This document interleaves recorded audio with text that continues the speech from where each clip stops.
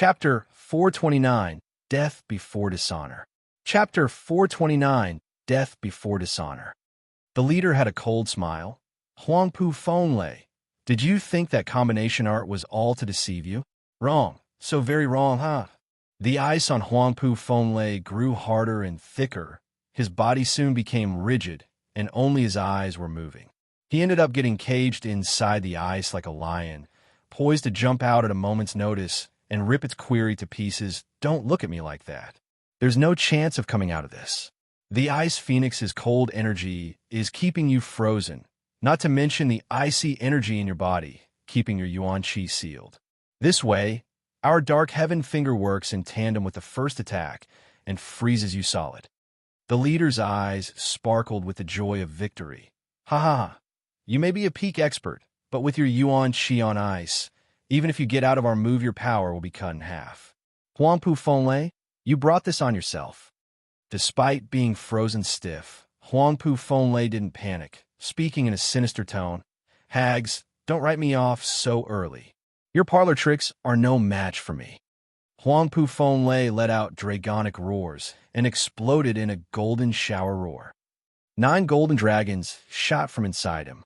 The powerful yuan qi waves shook the ice off and sent the 3 women flying, as well the 3 left a trail of blood as they hit the ground. Looking up, they watched Huangpu Fenglei come down like a god, wrapped in 9 dragons, and with an overbearing aura. That relentless power surging around him was testament to his state of health. Undamaged, untouched, it came at an even greater shock to the women, followed by despair. If even their combined attacks couldn't do anything, this man was a freak godlike. They lowered their heads, bitter, having lost all hope. Huangpu Fenglei eased up on the glaring light show and overlooked them like the emperor as he raised a second finger. Imperial Tyrant body art is the strongest cultivation method among the houses. No one can stop me. That was the second move. Sisters, we have one more chance. Have you thought about it? The leader showed resolve, ready to die. The other 2 smiled. What's there to think? Of our peak skills, we can only use that.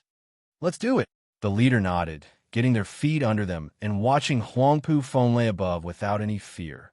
Huangpu Fenglei, who better keep your word. Since you said you'll give us 3 free moves, then 3 is what we have. Of course, my word is my bond. But what could you possibly come up with that can work? Humph. Huangpu Fenglei snorted. The leader was calm. Nothing.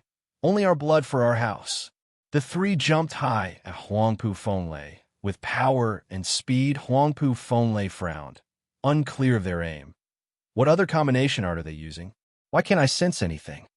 The venerables took 3 directions around him and shot their palms forward with 3 sounds. The palms impacted Huangpu Fenglei's perfect body. Without so much as a scratch, Huangpu Fenglei just took it like a champ, with arms crossed.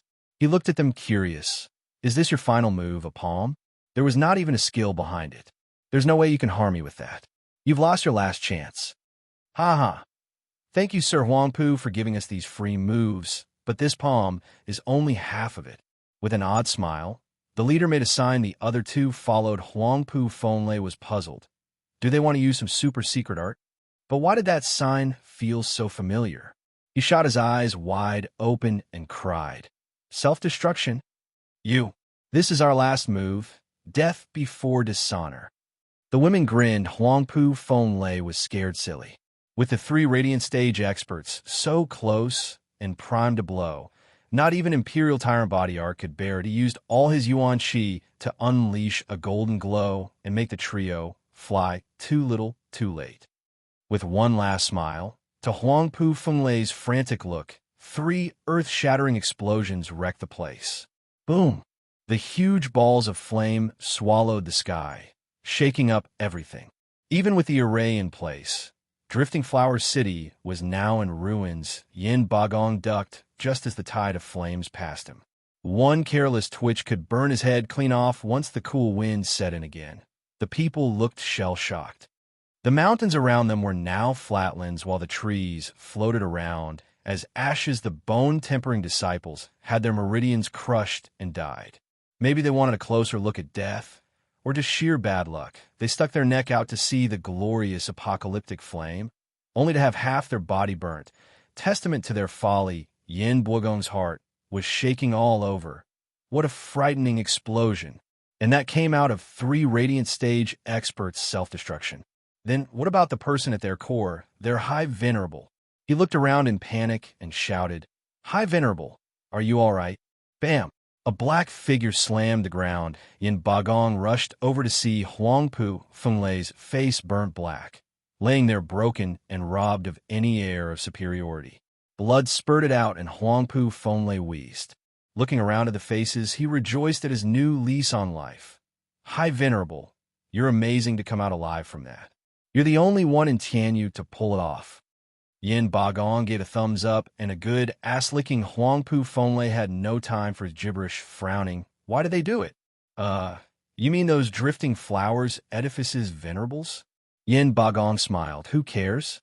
They couldn't beat you, so they decided to drag you down as well. But they never thought, even this couldn't kill you. You're still in one piece." They died for nothing, the idiots." "No." Huangpu Fenglei shook his head weakly. A cultivator that has reached the Radiant Stage would cherish his life above everything. They would never throw their lives away unless it is the very last resort.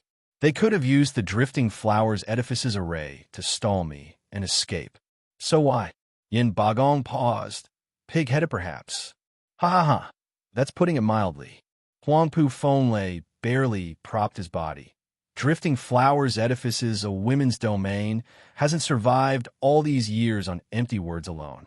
Huangpu Fenglei limped away. Yin Bagong asked, "High Venerable, aren't we attacking?" "Of course we are, fool. But that's your problem. I need to dress my wounds. Can't you see I can't even fly and have a busted leg?" Glaring back, Huangpu Fenglei cursed, but he didn't leave without a final piece of advice. "Don't get careless. Drifting Flowers Edifices women's can't be underestimated." Yin Bagong nodded, exchanged a glance with Lin Ruffeng. "Looking at your wretched state, we can glean that much. Though," they looked back at Drifting Flower City and felt a headache coming without a Radiant Stage to support them. How many years would it take to break through?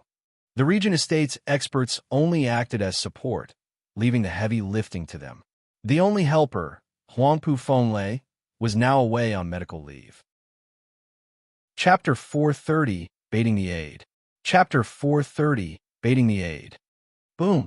The explosion shook all of Drifting Flowers City. Houses crumbled and turned to dust. Drifting Flowers Edifices' main hall had calm and wise women handling everyday's affairs, but they were now crying in panic. Grandmother, pale and weak, lay on the floor, rocking to the explosion's rhythm. The odd bump into the ground of her head had her frowning and opening her eyes. "Aunt Tao, grandmother's awake." Peony Overseer perked up. Drifting Flowers Edifice's head alchemist, Tao Danyang, rushed over. "Grandmother's injury is stable, but..." "What?" Peony Overseer asked. Tao Danyang sighed. "Removing the rainbow cloud palm's poison is beyond these wrinkled hands' ability. They alone hold the antidote." What do we do now?" Peony Overseer asked. "Pill King Hall is right outside our gates. Are we supposed to go out there and grab one to force an antidote out of them?" Everyone shook their heads from how powerless they were. Pill King Hall was already strong by themselves, but now in the 3-house coalition, it would be even tougher for Drifting Flowers Edifices to deal with them. Going out now was plain suicide. Iris Overseer smiled. "Peony, don't be nervous. Pill King Hall had a monopoly on the rainbow cloud palm's antidote until now. Did you forget how Zhua Fan deciphered the antidote at the 100-pill meeting, curing grandmother, Aunt Tao, and many of our sisters? Even their top alchemist, Vicious Pill King, is now under the Luo clan, and with him as an ally. There's no need to fear any poison. Yeah, we just have to get in touch with them, and grandmother will be fine." Aunt Tao nodded, relieved. She felt like having Zhua Fan as an ally was the best thing that ever happened to them. The rainbow cloud palm, squeezing on them every minute of every hour, was now a thing of the past. Peony Overseer pouted, her face unnatural. "But that prick stole our precious heirloom. How can we trust him? It will be great if he returns it. But if he doesn't..." Grandmother's faint voice trailed off weakly. Then she came to a decision and spoke firmly. "All we can do is move on. If Drifting Flowers Edifices is to survive, we need to compromise. We need allies like him the most right now. What is the point of getting the treasure back, only to find a city filled with corpses? All became pensive. Their respect for grandmother was growing. Grandmother had earned the respect of all houses for a reason. And for the same reason, she kept Drifting Flowers Edifices afloat all this time.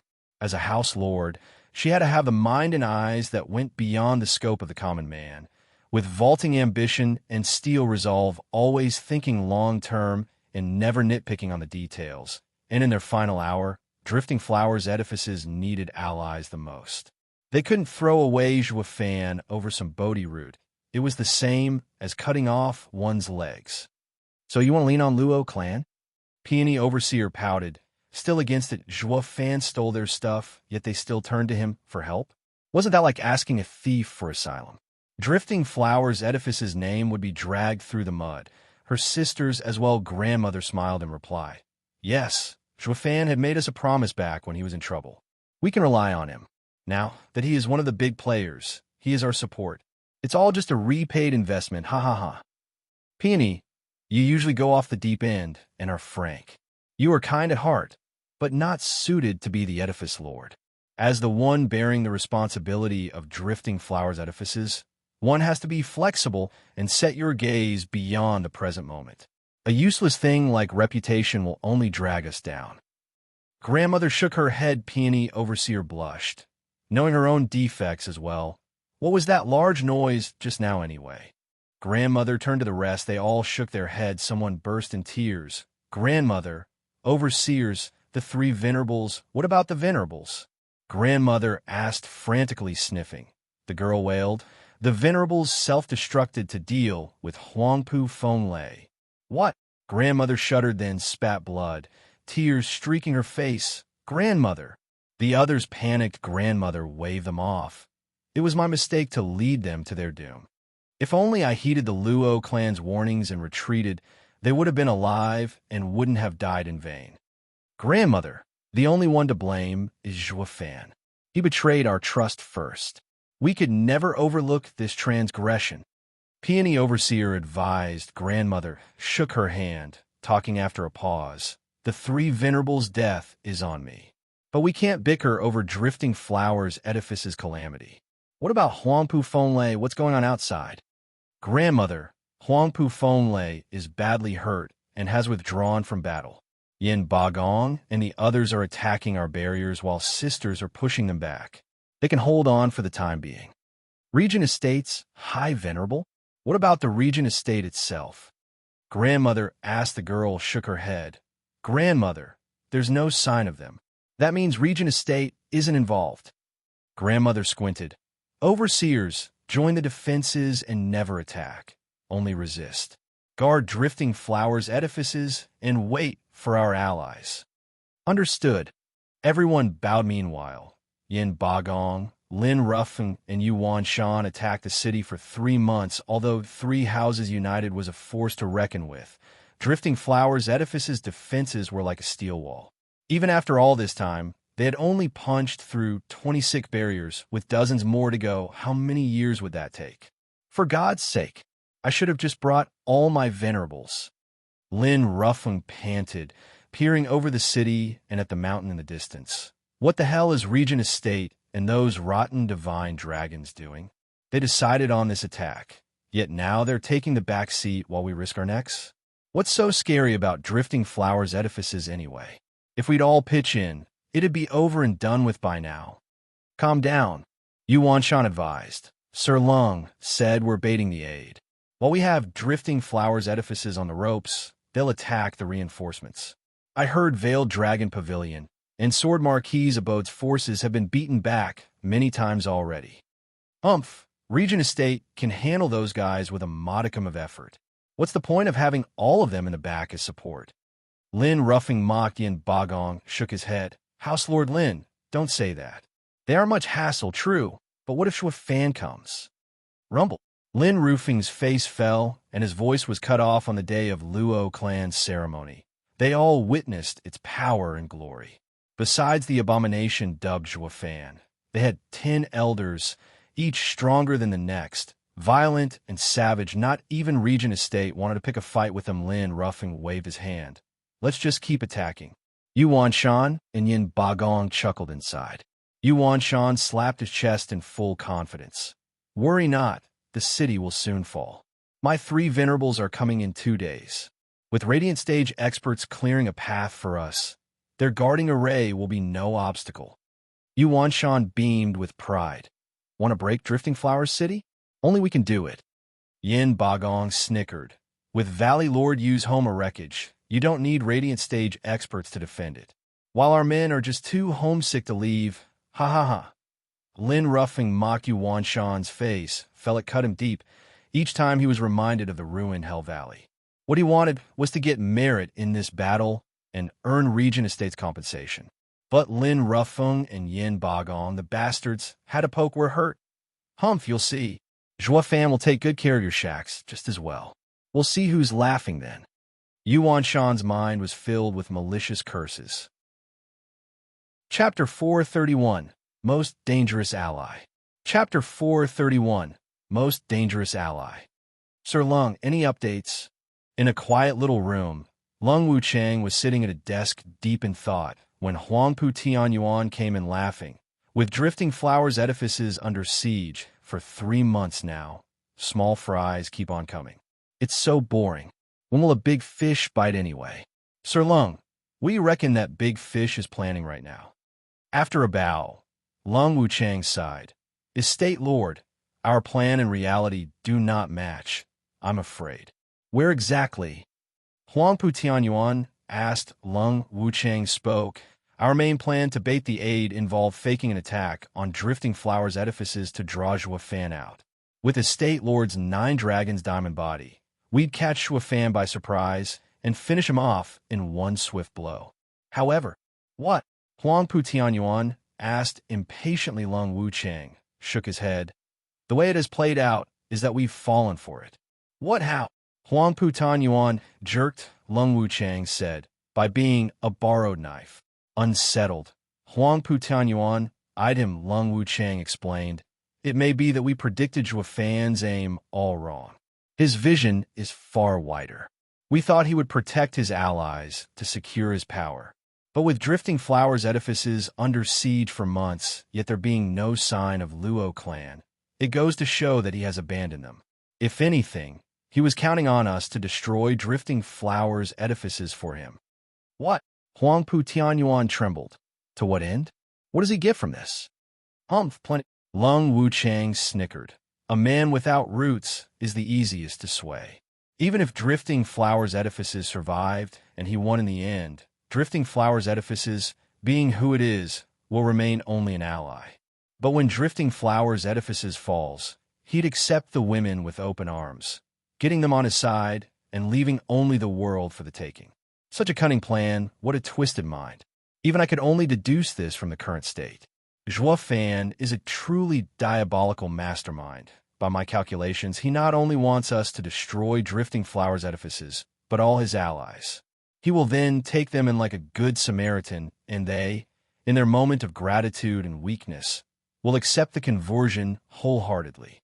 Even Lung Wuchang felt cold sweat on his brow. At this point, Zhua Fan's insidious ploys never left room for errors.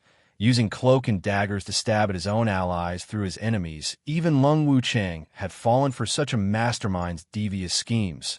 Zhua Fan is the most dangerous ally so far. Huangpu Tianyuan panicked and sighed. Veiled Dragon Pavilion was the first to care for the Luo clan, and Zhua Fan once had close ties with Chu Qingxin. Is he that dead inside to throw everything aside and plot against them? That's what makes Zhua Fan such an abomination. Lung Wuchang sighed. A man of ambition only looks at things from a perspective and never lets some platonic relationships drag him down. Huangpu Tianyuan nodded. But how did he know we'd attack Drifting Flowers edifices with the 3 houses? Ha ha ha.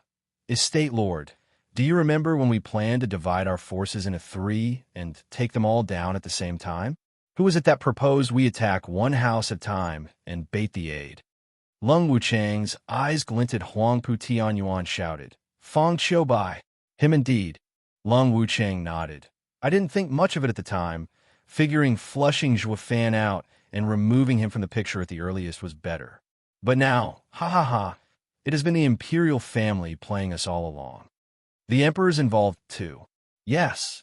Lung Wuchang patted the shocked Huangpu Tianyuan. Huangpu Tianyuan was still finding it odd. Doesn't the emperor want us to eliminate Fan? Why is he on his side now? Was that ruckus at the palace all an act for the Regent Estate's eyes? Not at all. Estate Lord is overthinking things. Back when Fan and the emperor had a falling out, the emperor wanted to get rid of Fan, but also of us. Lung Wuchang explained with a smile. Ha ha ha. Here's what I think happened. The emperor had divine dragons come to us as helpers, but used them to find our plan of attack on Drifting Flowers edifices and gave it over to Fan. With the prick's cunning nature, he knew that standing on the side and taking a beating will get his allies wiped out. So he attacked Hell Valley.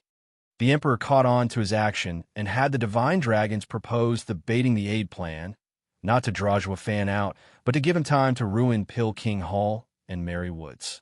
The imperial family's master plan isn't to have one of us two destroyed, but to have both of us on our last leg, at our weakest. Lung Wuchang got the gist of it, more or less.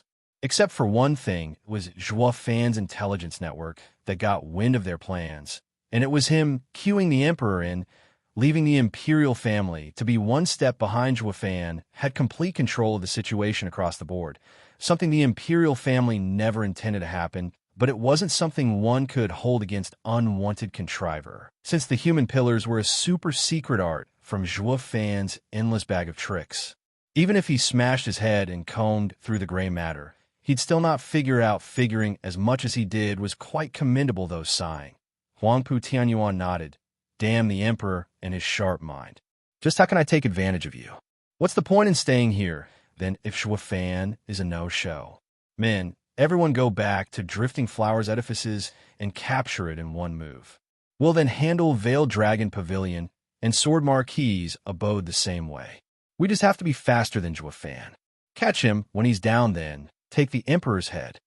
Not so fast, Lung Wuchang said. Estate Lord, we have to follow the emperor's intent. Or instead of watching from the sidelines, he'd see Fan weak and help him from the shadows. That's the worst outcome for us. What's there to fear? With my 9 dragons diamond body, the world, it is for this reason that we need to exercise caution. Lung Wuchang cut him off. Your secret is to deal with Fan. If it comes out now, he'll play some counters and we'll have an even harder time dealing with him. Estate Lord, don't you want to take in these vagrants? Huangpu Tianyuan showed a wide smile. Sir Lung, you mean? Fan's scheme is groundbreaking and ingenious. Why not apply the same idea to our side? With a sneaky smile, Lung Wuchang continued. He wants us to help him get his allies in line, and that's what we'll do. But won't he help us getting our own allies as well? Hell Valley's people are already homeless and can only turn to Regent Estate for shelter. That only leaves Pill King Hall and Mary Woods. Estate Lord only needs to seize this chance to subdue them and their lands for the future. Isn't it a shame to let such a prime chance go? Huangpu Tianyuan cackled. Sir Lung, you're saying we should thank Fan for giving us such a wonderful idea. We'd never thought such an ingenious trick can get us all the 7 houses and without any bad blood between us either. Ha ha ha. You should show your thanks by leaving his corpse intact. Lung Wuchang smiled. Huangpu Tianyuan laughed. After all the talks, nothing had changed. Regent Estate's experts were still lazily waiting for the baiting the aid to catch something, and Huangpu Tianyuan's 3 allies were still working their asses off attacking Drifting Flower City. A few more days later, however, Drifting Flower City was still holding solid, but with heavy casualties. 7 overseers had died, as well the defenses wouldn't hold for long if this kept up. Whoosh. In their moment of great despair, a green jade slip flew into Grandmother's hand. Grandmother laughed. It's from our allies. We're saved. Hope blossomed. Grandmother scanned the jade slip and froze. With a crack, the jade scattered into pieces on the floor. Chapter 432, On Your Own. Chapter 432, On Your Own. What's wrong, Grandmother? Everyone cried. Grandmother sighed. It is a message from Pavilion. Lord Long Regent Estate has indeed assisted in our siege. But instead of helping Hell Valley and the others, it is stopping our reinforcements. Pavilion Lord Longside has suffered heavy casualties and was forced into retreating. We're on our own. What? The women shook their heads in grief. They had held on so far, hanging on to the hope that help was on the way, but with even their support under heavy attack, they had sunk into the pits of despair. They could hold on for just a few short months before they would be breached. Drifting Flowers Edifices was hanging by a thread. Everyone sighed, feeling death closer than ever. Grandmother's eyes flashed with determination. Overseers, split into 5 teams and break out tonight. We will meet again at Flying Cloud City, 1,000 miles away. Grandmother, I know this is dangerous, with a high chance of being wiped out, but it's better than sitting around for the axe to drop. We still have dozens of defenses in effect. They will never expect us to make such a risky move. Breaking through is our best bet. If we wait any longer, they'll raise their guard. Grandmother squinted. The others nodded. It was the most dangerous, yet most promising course of action. Waiting any longer would have even this chance robbed off of them. The overseers bowed. Understood, Grandmother. The moon hung high in the night sky, with a seldom cloud marring its glow every now and then. Outside Drifting Flowers City, the disciples of the 3 houses withdrew after a long day of work. Leaving a few hundred guards, one overseer took its 1,000 disciples under the cover of the night outside the city. They moved fast, like panthers, and were upon the unsuspecting guards in seconds. In dash. The guard's cry was cut short at the swipe of a Drifting Flowers Edifice's disciple's blade across his neck. His eyes were still wide as he hit the pool of blood on the ground. Drifting Flowers Edifice's disciples split in teams of 3 to 5 members. Robbing the lives of guards and ensuring the success of this mission slip-up was bound to happen at some point. Regardless, a guard threw a jade slip into the air. The jade slip exploded in a shower of light, revealing the shadows in its glaring display. The overseer shouted, "We've been spotted. Sisters, forget everything and just attack. Charge!" The 1,000 disciples rushed together towards the garrison of the 3 houses. As they shouted, the house lords were out at the first sign of warning, guiding their disciples. Seeing it was just 1,000 people coming at them, they relaxed. That's it? These broads make a night raid with 1,000 warriors? That's not nearly enough to get us warmed up. Haha. Lin Ruffung disdained. Yin Bagong nodded with a smile. True. With only some average overseers in the lead, what can they do even if they reach us? Since when did that Chu Biju and Shrew turn senile? You should send more people if you want to attack. These few are of no use. And what if they have different plans? I intend to capture an overseer and wring it out of her. This will be some nice and easy merit. Yuan Shan's eyes glinted. The other 2 nodded inside. Yuan Shan sure makes sense. They both charged as well. With their level, this would be a walk in the park. Yuan Shan snickered in the back. Carefree bam. Lin Ruffung was the first to arrive with his uncanny speed. A single palm had the overseer flying, and heavily wounded Lin Ruffung snickered, glancing at Yin Bagong coming over with cocksure attitude. Ha! It looks like the credit is all mine. Humph! Of course it comes easy to you when you run faster than a hare. As for how much credit you get, it remains to be seen. Yin Bagong smiled. Lin Ruffung brushed his remark off, grabbing the woman. Merit is merit either way. Ha ha ha, lass. Why are you attacking at night? The overseer merely held her head high. Watching the moon, her 1,000 disciples were defeated as well.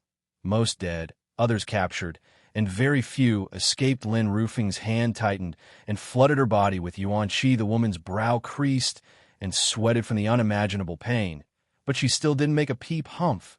You sure are tough. Let me relieve you of a hand first. Lin Ruffung shouted. The woman was still moon-gazing. Lin Ruffung was pissed, but Yin Bagong stopped him before he got to any cutting. Ha! House Lord Lin, this girl is an overseer. Standard interrogation won't work on her. I have with me 100 ant pill. It will feel like thousands of ant bites all over the body. Such pain and torment is worse than death. Can I give it a try? Humph, you rotten geezer. You're stealing my thunder. It was obvious to Lin Ruffings what the old man's game was, But it wasn't like he was getting anything out of the stubborn lass either. If by some chance the info she had was priceless, delaying it would have Regent Estate yell Mary Wood's ears out. Lynn Ruffing sighed and handed her over. Fine, let's see if your 100-amp pill is as good as you say. Prepare to be amazed. Ha ha. Yin Bagong forced her jaw open and threw the pill, and the woman twitched and jerked and started sweating harder than ever, but she still kept her lips tight, even chewing them to the point of bleeding. Ha ha. It must hurt like hell. Stinging, itching, tingling, and let's not forget the excruciating pain. With a cackle, Yin Bagong approached her ear. No one can stand it more than 2 hours. You better fess up, and I'll relieve you of your torment. Why must you be so stubborn? Talk, why are you attacking? The woman gnashed her teeth harder, and her face, contorted. Yin Bagong wasn't going anywhere, just looking at her in confidence. Then help yourself to a world of hurt. Just let me know when the going gets too tough, all right? I'll be waiting. Ha ha. Yin Bagong spoke like a winner. Yuan Shan at the side had a lazy and vague smile an hour into the torture. The woman was red like a ripe tomato and could no longer take it. Give it to me now. I'll talk. I'll tell you everything. Yin Bagong glanced at Lin Ruffing in pride and threw a pill in her mouth. The woman calmed down while shivering. Ha, now talk. Don't think for a second that I'll believe you if you say you came to capture our camp with so few people. What's your aim? Speak the truth. Yin Bagong smiled. The woman looked at the sky and showed a pleased smile. Ha ha ha, it's too late. You're too late. What's going on? Talk. Yin Bagong frowned. The woman mocked him. I led my team here knowing full well that all we'll find is death. Our mission was quite simple, really. To kill the guards and fake a raid and, once discovered, stall. Grandmother and the rest have already left. You're too late in catching up. Ha ha ha. What? This was a diversion. Yin Bagong shuddered and cursed. Damn that bitch and her schemes. That hag acted all dignified for so long, and we never thought she'd sacrifice an overseer, to save herself no less. Humph, you really showed me, Lady of Steel. Yin Bagong fumed under the woman's sneer. Lin Ruffing was already thinking about how to explain this to Regent Estate. Only Yuan Shan had a prideful look and a crafty grin. Chapter 433, Life in Desperation. Chapter 433, Life in Desperation. The sun's morning rays spilled on the land, dispelling the darkness and promising hope in a gloomy ravine. Grandmother took her group to a creek for a drop of water. They all looked weary and tired, with Grandmother having it worse due to the poison. Grandmother, here's some water.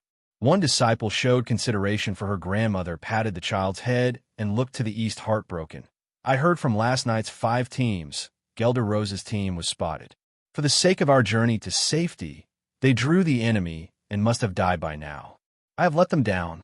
Grandmother, Overseer Gelder Rose is like all of us, willing to lay down their life for drifting flowers' edifices. She would never blame you.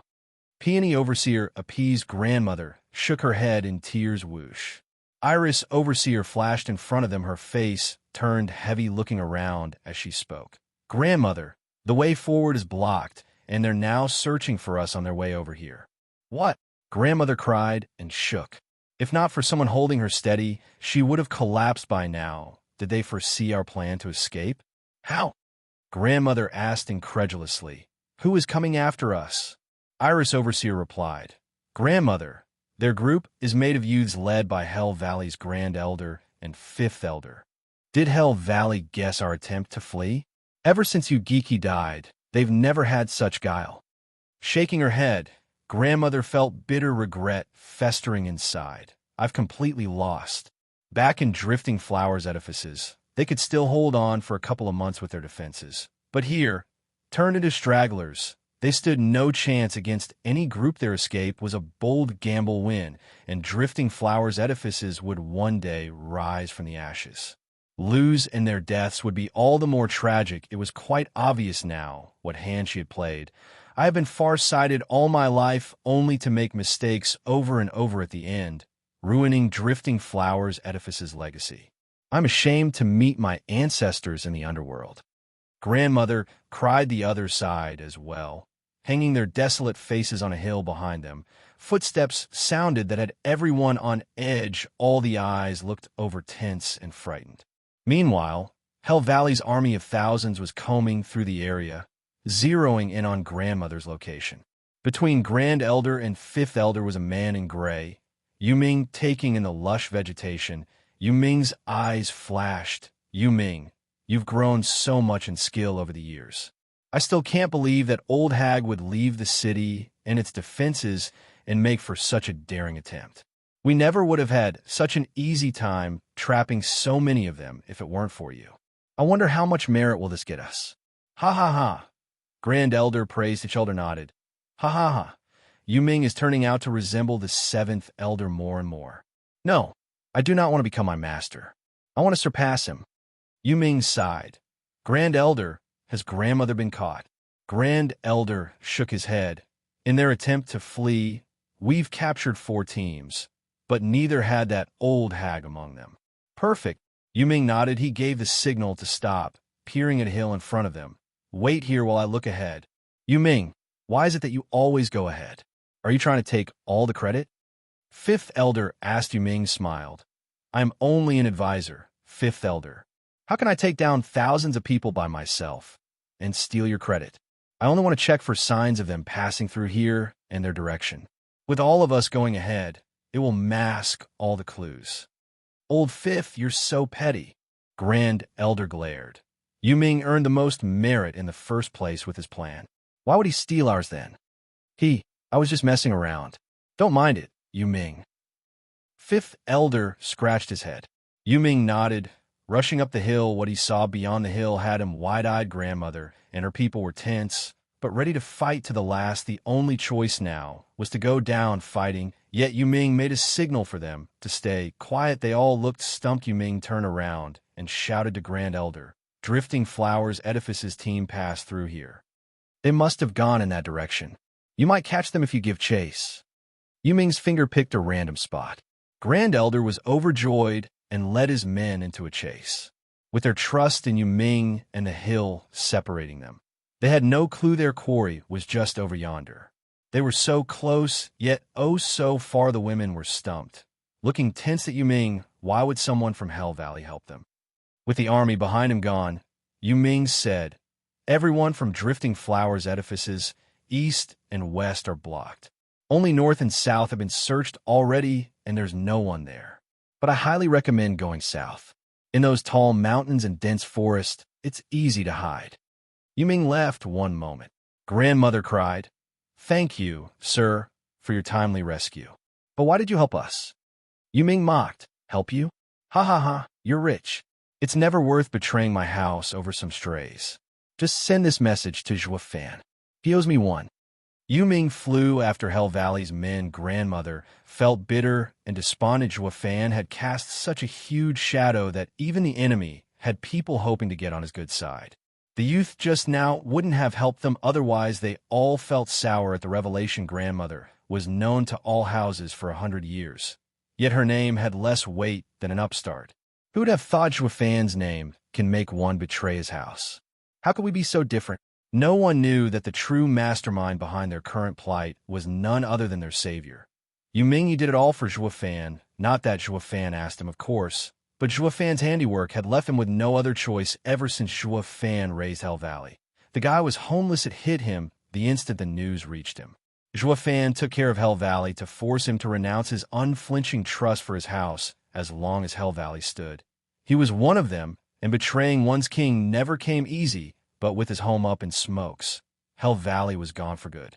Even though Yuan Shan took his elders to follow Regent Estate to attack Drifting Flowers Edifices, and Regent Estate would never entertain the notion of helping them rebuild, deciding on a far better approach, to absorb them as it stood, this vagrant who used to be at a 3-way crossroads found only 2 paths forward, Regent Estate and Zhuofan under these circumstances. He had put aside the good of the house, and was putting himself first. Breaking Drifting Flowers Edifices was gaining credit in front of Regent Estate, while letting Drifting Flowers Edifices go was doing Zhuofan a solid.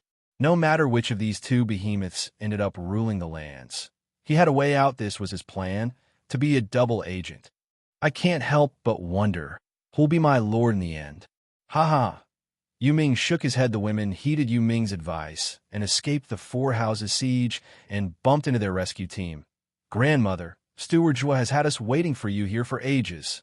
Qiu Yanhai cupped his hands. Chapter 434, Rescue and Attack. Chapter 434, Rescue and Attack. The women got startled, thinking the enemy was upon them, but on a closer look, it was only Luo clan's power couple, and thus they breathed easier. Bowing, Grandmother spoke. Elders, it's so good to see you in this hour of desperate need. Our houses are allies after all. It's only natural to help. Qiu Yanhai replied in kind, then turned serious. Grandmother, there's something I don't understand. We've clearly given you ample warning about Regent Estate's assault, yet why were you so passive? Grandmother and the overseers flushed, hanging their heads in shame. These elders are clearly hinting at our mistrust in the Luo clan, that we stalled making a decision for so long. That was like calling them petty and suspicious.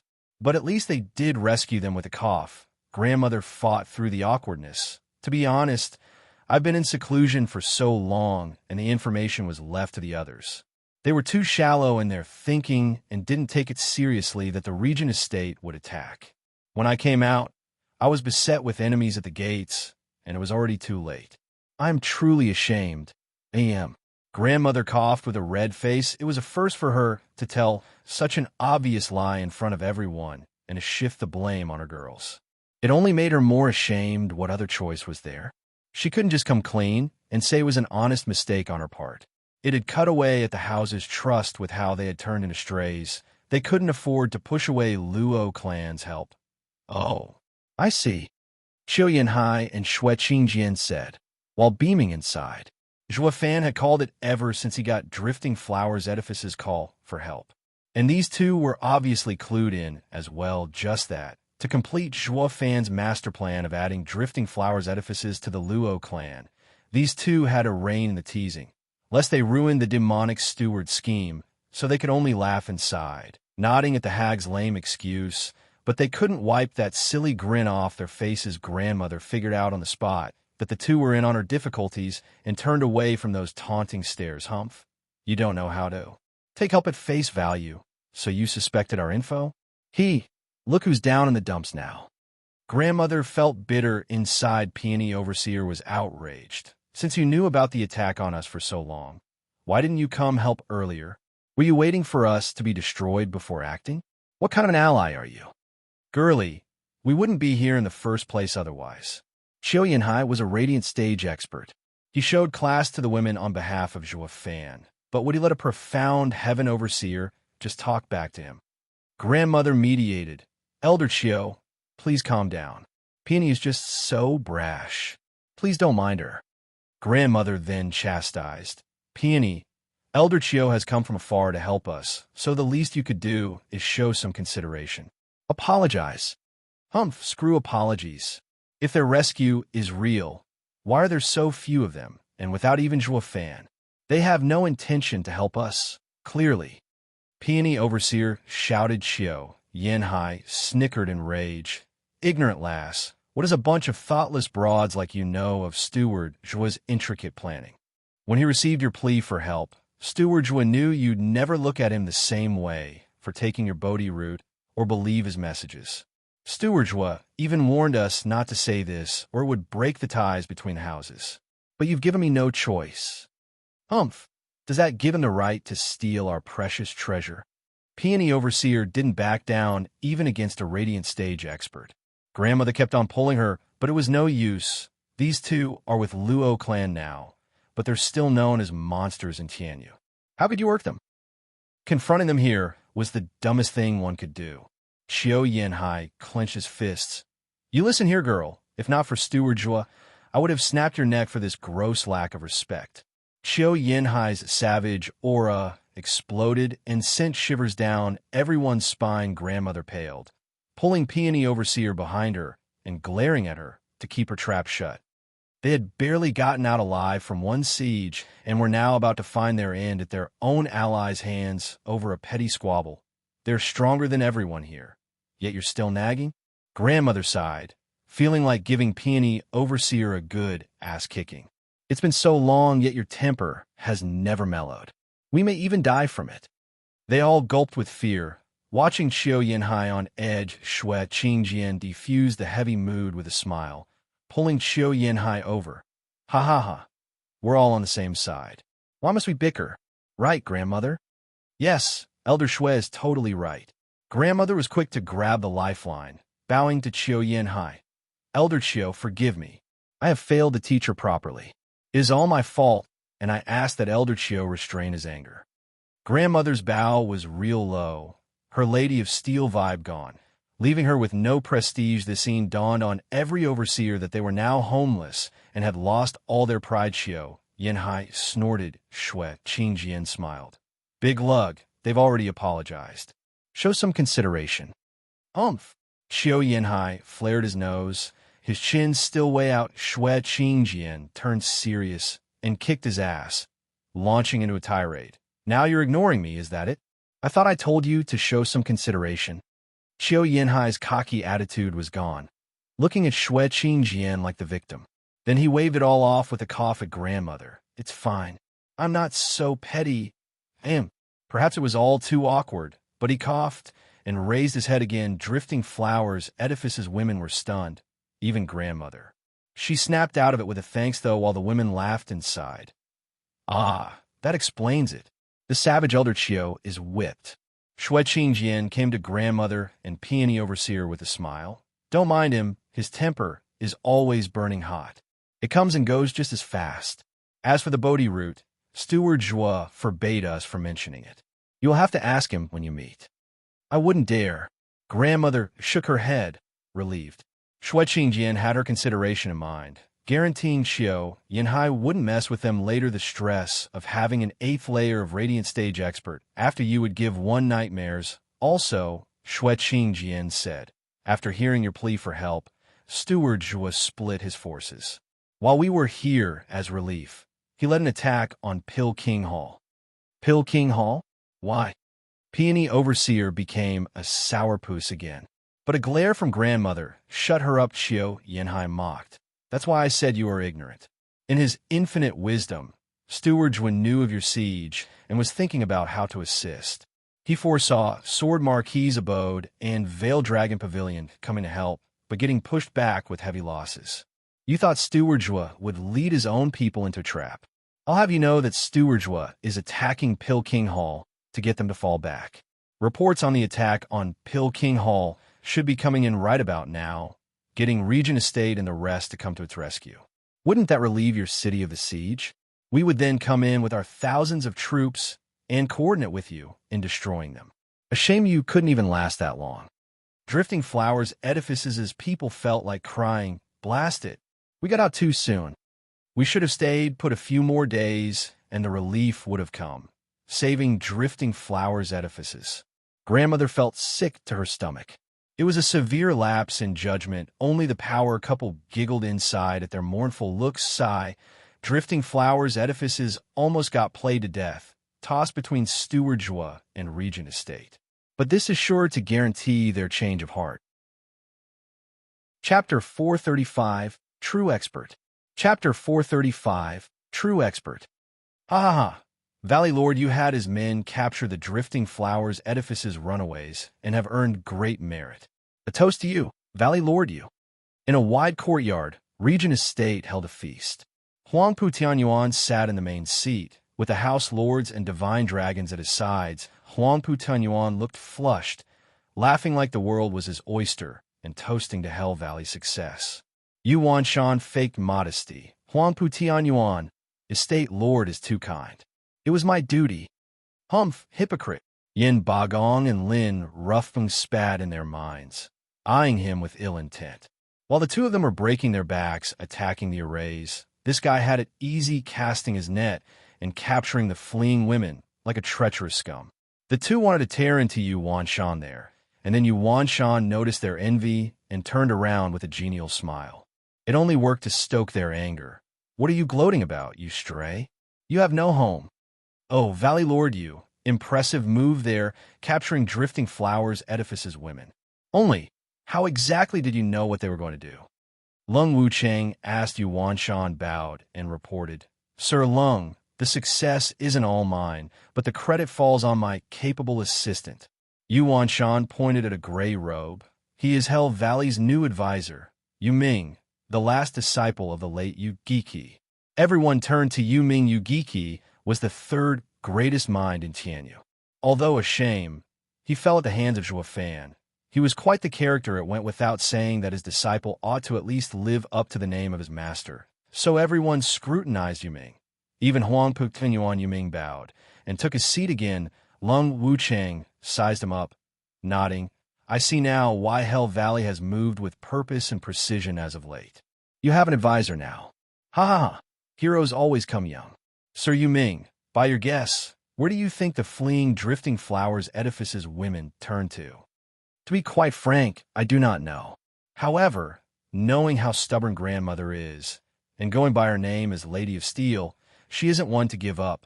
Sooner or later this day was bound to come, and she planned accordingly. I just never imagined she would be so bold as to break the siege while they still had some fight left in them. Capturing so many of her disciples was just a happy coincidence. Although it is regrettable that grandmother and the overseers got away. Yu Ming sighed. My skill is still poor and many things escape me. Hope Estate Lord can forgive me. Yin Bagong and Lin Roofing's faces twitched in tandem. Poser. My stars and garters, this punk is just like Yuan Shan. Bragging and faking humility. If you grabbed all those prisoners by mistake, does that mean the two houses who got jacked squat should hang themselves? The two lords flared their nostrils and panted and raged. The siege of drifting flowers edifices had come up with the vagrant Hell Valley as the definite winner. Something these two would never accept. Lung Wucheng smiled. Sir Yu Ming is so modest. How can it be a mistake when you have gained such merit? Ha ha ha. Huang Putingyuan nodded. Yu Ming, you truly take after your master. Hell Valley will go far with you by their side. Estate Lord is too kind. Yu Ming nodded. Yuan Shan laughed in pride. Believing rebuilding Hell Valley was just around the corner, Yin Bagong mocked. Humph! What future can a house with a robbed home ever have? What did you say? Yuan Shan roared despite Hell Valley's heavy looks. Yin Bagong still had a look of contempt. Turning his head in mockery, a whoosh announced the arrival of a green flash. Yin Bagong caught it. He read the jade carefully and paled. He dropped to his knees then and there and begged, Estate Lord Huang Pu, I beg of you, rescue Pil King Hall. What on earth has happened? Hall Lord Yin. Huang Pu Tianyuan asked. Yin Bagong was erratic. Zijua Fan is laying waste to Pil King Hall. My house's legacy is about to be turned to dust. Please, Estate Lord, send aid. What? They couldn't believe their ears. Zhuo Fan was now after Pil King Hall. Huang Pu Tianyuan and Lung Wucheng looked shocked, but a glimmer of a smile was hidden in their eyes. Yuan Shan enjoyed how the tables had turned, laughing carefree. Hey, talk about righteous retribution. Yin Bagong's eyes went red. Who told him to look down on another man's misfortune? He had no way to retort and looked pleadingly at Huang Pu Tianyuan. Estate Lord Huang Pu, you must help me. The entire Pil King Hall will be eternally grateful. Stroking his chin, Huang Pu Tianyuan turned to Lung Wucheng. Lung Wucheng had come prepared, putting on a heavy look to match the mood. Zhuo Fan is too vile and insidious. Going in without a plan will set us up for disaster, falling for his devious ploy. To the best of my knowledge, we should instead attack his allies to force him away. We will attack Veiled Dragon Pavilion, and that will make him come to their rescue. Won't that relieve Pil King Hall? Zhuo Fan would have given Lung Wucheng the biggest thumbs up if he was here. Nice. You took the words right out of my mouth. The two were in tune with each other on this, using each other's actions as an excuse to further their personal agenda. Besides, I'm providing relief, just not directly. I have my best insider working on it as we speak. So you can't fault me for being a bad ally. The result? The 8 noble houses were falling one by one, leaving Luo clan and Regent Estate the only ones left standing. The Exodus had no choice but to rely on them, boosting their power in short. All of them would be laid to waste, With only these two masterminds making out alive like bandits, Yu Ming saw through it as well, inside. Now this is an overt plot. You may know every detail, but would still be powerless to stop it. Each side has their own mastermind acting as coordinator, and the houses are the fodder. Be it an ally or an enemy, all of you will end up getting chewed and spit out. Seeing Yu Wanshan's condescending look for him, Yin Bagong sighed inside. He had finally figured out the difference between Yu Giki, Lung Wuchang, and Zhuge Changfeng. Skilled at working behind the scenes, yet powerless in the face of an open scheme. Zhuge Changfeng, Zhou Fan, Lung Wuchang, the Emperor, all are true experts. Meanwhile, within 2 months, Shui Qingjian finally got the thousands of Drifting Flowers Edifice's women back to Wingay's city. Zhou Fan had long since come out to welcome them. Of course, grandmother, as I live and breathe, I welcome you. Zhou Fan spoke with hands behind his back. Grandmother bowed from dozens of meters away. I thank you, Steward Zhua, for the assistance in Drifting Flowers Edifice's hour of need, for taking the time to come see us in person. I can't say how honored I am. How can you say that, grandmother? We are allies. Of course I'd help you. It must be that grandmother must still be hurting for what I did back then, Zhou Fan sighed. It is all my fault for betraying your trust and for your suffering now. The more Zhou Fan showed his remorse, the more guilty she felt. She had been suspicious of him from the first message that arrived and still blamed it on him, leaving her with an even worse feeling of making the wrong accusations. Peony Overseer had no such qualms. Talk then. Why did you steal our heirloom? Peony, grandmother glared. Zhou Fan waved. I admit, it was wrong stealing from you. I have no excuse. For that, I've let everyone down when you needed me the most. I didn't wish for this to happen. There's no need for excuses. Steward Zhua, you have done nothing wrong. Shui Qingjian intervened. Did you know that Regent Estate had young Miss and young Master in their clutches, forcing Steward Zhua to commit such a vile act? What would you have done, grandmother? Elder Shui, you're out of line. Zhou Fan berated, but Drifting Flowers Edifices got the full picture. That the bastards from Regent Estate had pushed him. Chapter 436, Refining a War Puppet. Chapter 436, Refining a War Puppet. That devious Regent Estate, and Lung Wuchang, that snake. Grandmother gnashed her teeth. Zhou Fan sighed. Grandmother need not say that. They're not that vile. It was me who betrayed you despite our ties. It is all on me. The only one you can take it out on is also me. A man has to do what a man must. I can take it. Oh, no, Steward Zhua, I'm not so unwise as to take it out on you. I could never blame you now that I know the source of our misfortune. Elder Shui is right. Anyone would have done it if it were them, including me. It is not within my right to judge you, Steward Zhua. The more Zhou Fan gave his head on a platter, the more he made grandmother feel bad. Riddling her with guilt and shame, she ended up cursing Regent Estate some more. That wretched and vile and degenerate Regent Estate wanted to incite discord among us. Lung Wuchang is even worse. I bet he came up with that despicable plan. He stands back while Regent Estate is put to work, forcing you into driving a wedge between us. Alas, I did fall for their ploy, doubting Luo clan and resulting in today's calamity. This is all my fault. Grandmother cried again. Zhou Fan blinked whether Lung Wuchang aimed for this when forcing him to get the Bodhi root. He didn't know. But one thing he was certain of, Regent Estate was packed with experts, while Drifting Flowers Edifice's women are impulsive, not to sound narcissistic. But the task of stealing their great treasure could and would only be done by yours truly. No one else had the skills nor the expertise to pull off such a heist, yet grandmother was here denouncing Regent Estate, and he couldn't agree more. Zhou Fan patted her shoulder. Grandmother, now you know that it was all a trick. We must now stand more united than ever, to have nothing come between us again. Yes, Steward Zhua, Drifting Flowers Edifices is now at its weakest, and we will do everything you ask of us, for vengeance and rebuilding Drifting Flowers Edifices. Grandmother nodded with conviction. Zhou Fan did the same. You honor me with your deep sense of duty. I will never let you down. I noticed you are poisoned with the rainbow cloud palm. I will have someone give you the antidote. Thank you, Steward Zhua. Grandmother bowed again, and the disciples helped her into the city.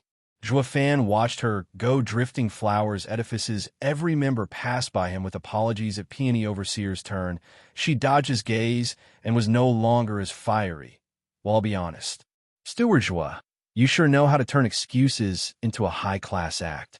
We could have just told them when we first met. Why drag it all out till now? I felt my ears explode hearing that peony nag us on and on.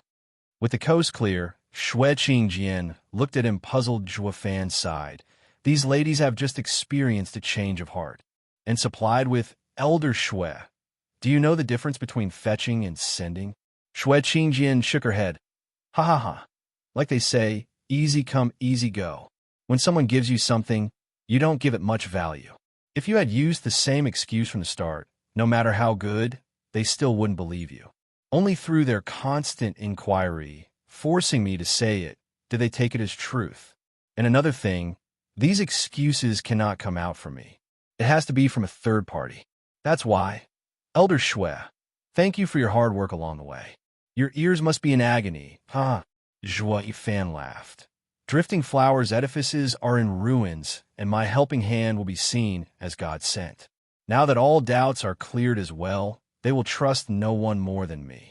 This trust will also affect the incoming houses as well, making the reform of the 3 houses a done deal. Elder Xue, Regent Estate must be gunning for Veiled Dragon Pavilion and Sword Marquis's abode now. Send them a word. Urge them to leave their homes and come to Luo clan. Homeless, they will only have us to rely on in the end. Yes, Steward Jua. Xue Qingjian cupped her hands, but paused. Steward Jua, what is Sir's age again? Why do you look more and more like a sly old fox? Human, yet vile at the same time, you still got the 3 destitute houses moved to tears from your generosity. Ha! It's not me who made them homeless, but society. Juefan said, the signs of conflict and chaos have appeared, and I can't stop it. All I can do is stave off the anarchy at my gates. Elder Xue, you will learn in due time. What I have in store for them is for their own good. While I want them integrated and re-educated, everyone else would have them purged. Xue Qingjian just bobbed her clueless head. You're telling me it's common sense to thank the guy for wrecking your 1,000-year-old legacy? It makes total sense. The vile and deceitful steward Jui sure acts quite a nobleman. Xue Qingjian didn't understand, and it wasn't like Juefan wanted her to. Was it going on Elder Chio's end?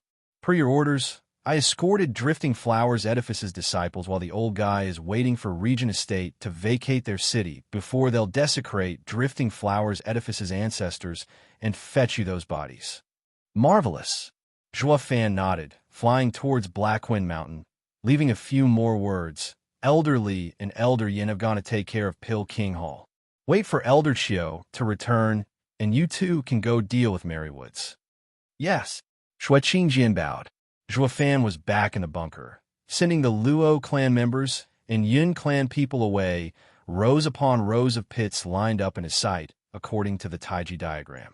Each pit held 2 bodies in the middle, with spirit stones all around them. One looked haggard, but desecrated, while the other was dried up and human-like, yet did not have the feel of one.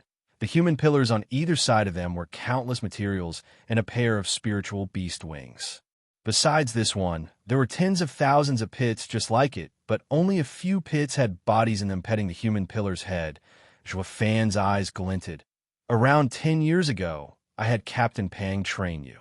But you failed and turned cripple. I had Miss Lei teach you myriad breaths, while she called me a cruel monster, knowing what it did. But I believe letting you live your lives as cripples was the ultimate cruelty.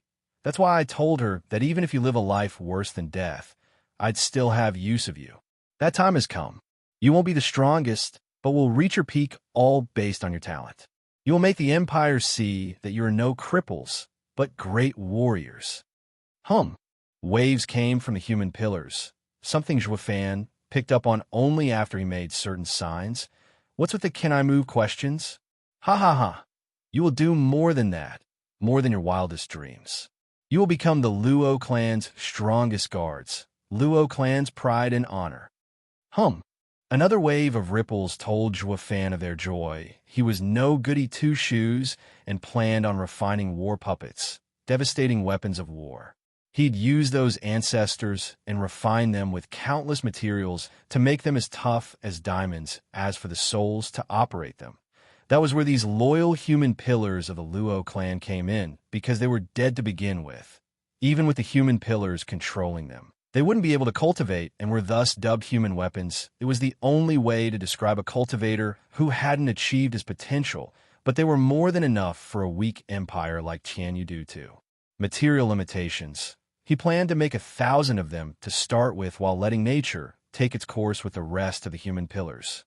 But thanks to Kunpeng's hefty endorsement, he hoped to provide these children, who sacrificed themselves for Luo clan's intelligence network, a body they could move in. It was the best reward for their dedication and devotion.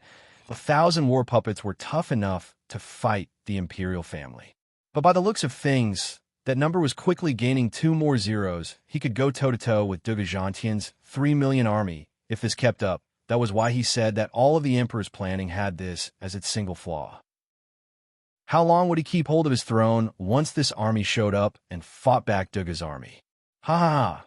Zhuofan's eyes flashed with cruelty as he shouted, "Open the gates of the world and let the clouds simmer, bringing down the heavy dark rain of war, so that the souls of the ancients may trample down on this land once more." Rumble. The world itself was shaking as the sky blackened and lightning flickered.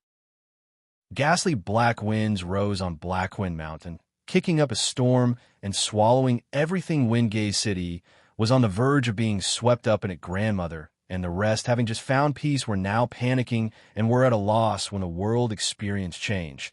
Someone was going against natural order, bringing about heavenly tribulation. Just what was about to happen that would bring about destruction upon the living? Chapter 437, Road Pass. Chapter 437, Road Pass. SSS.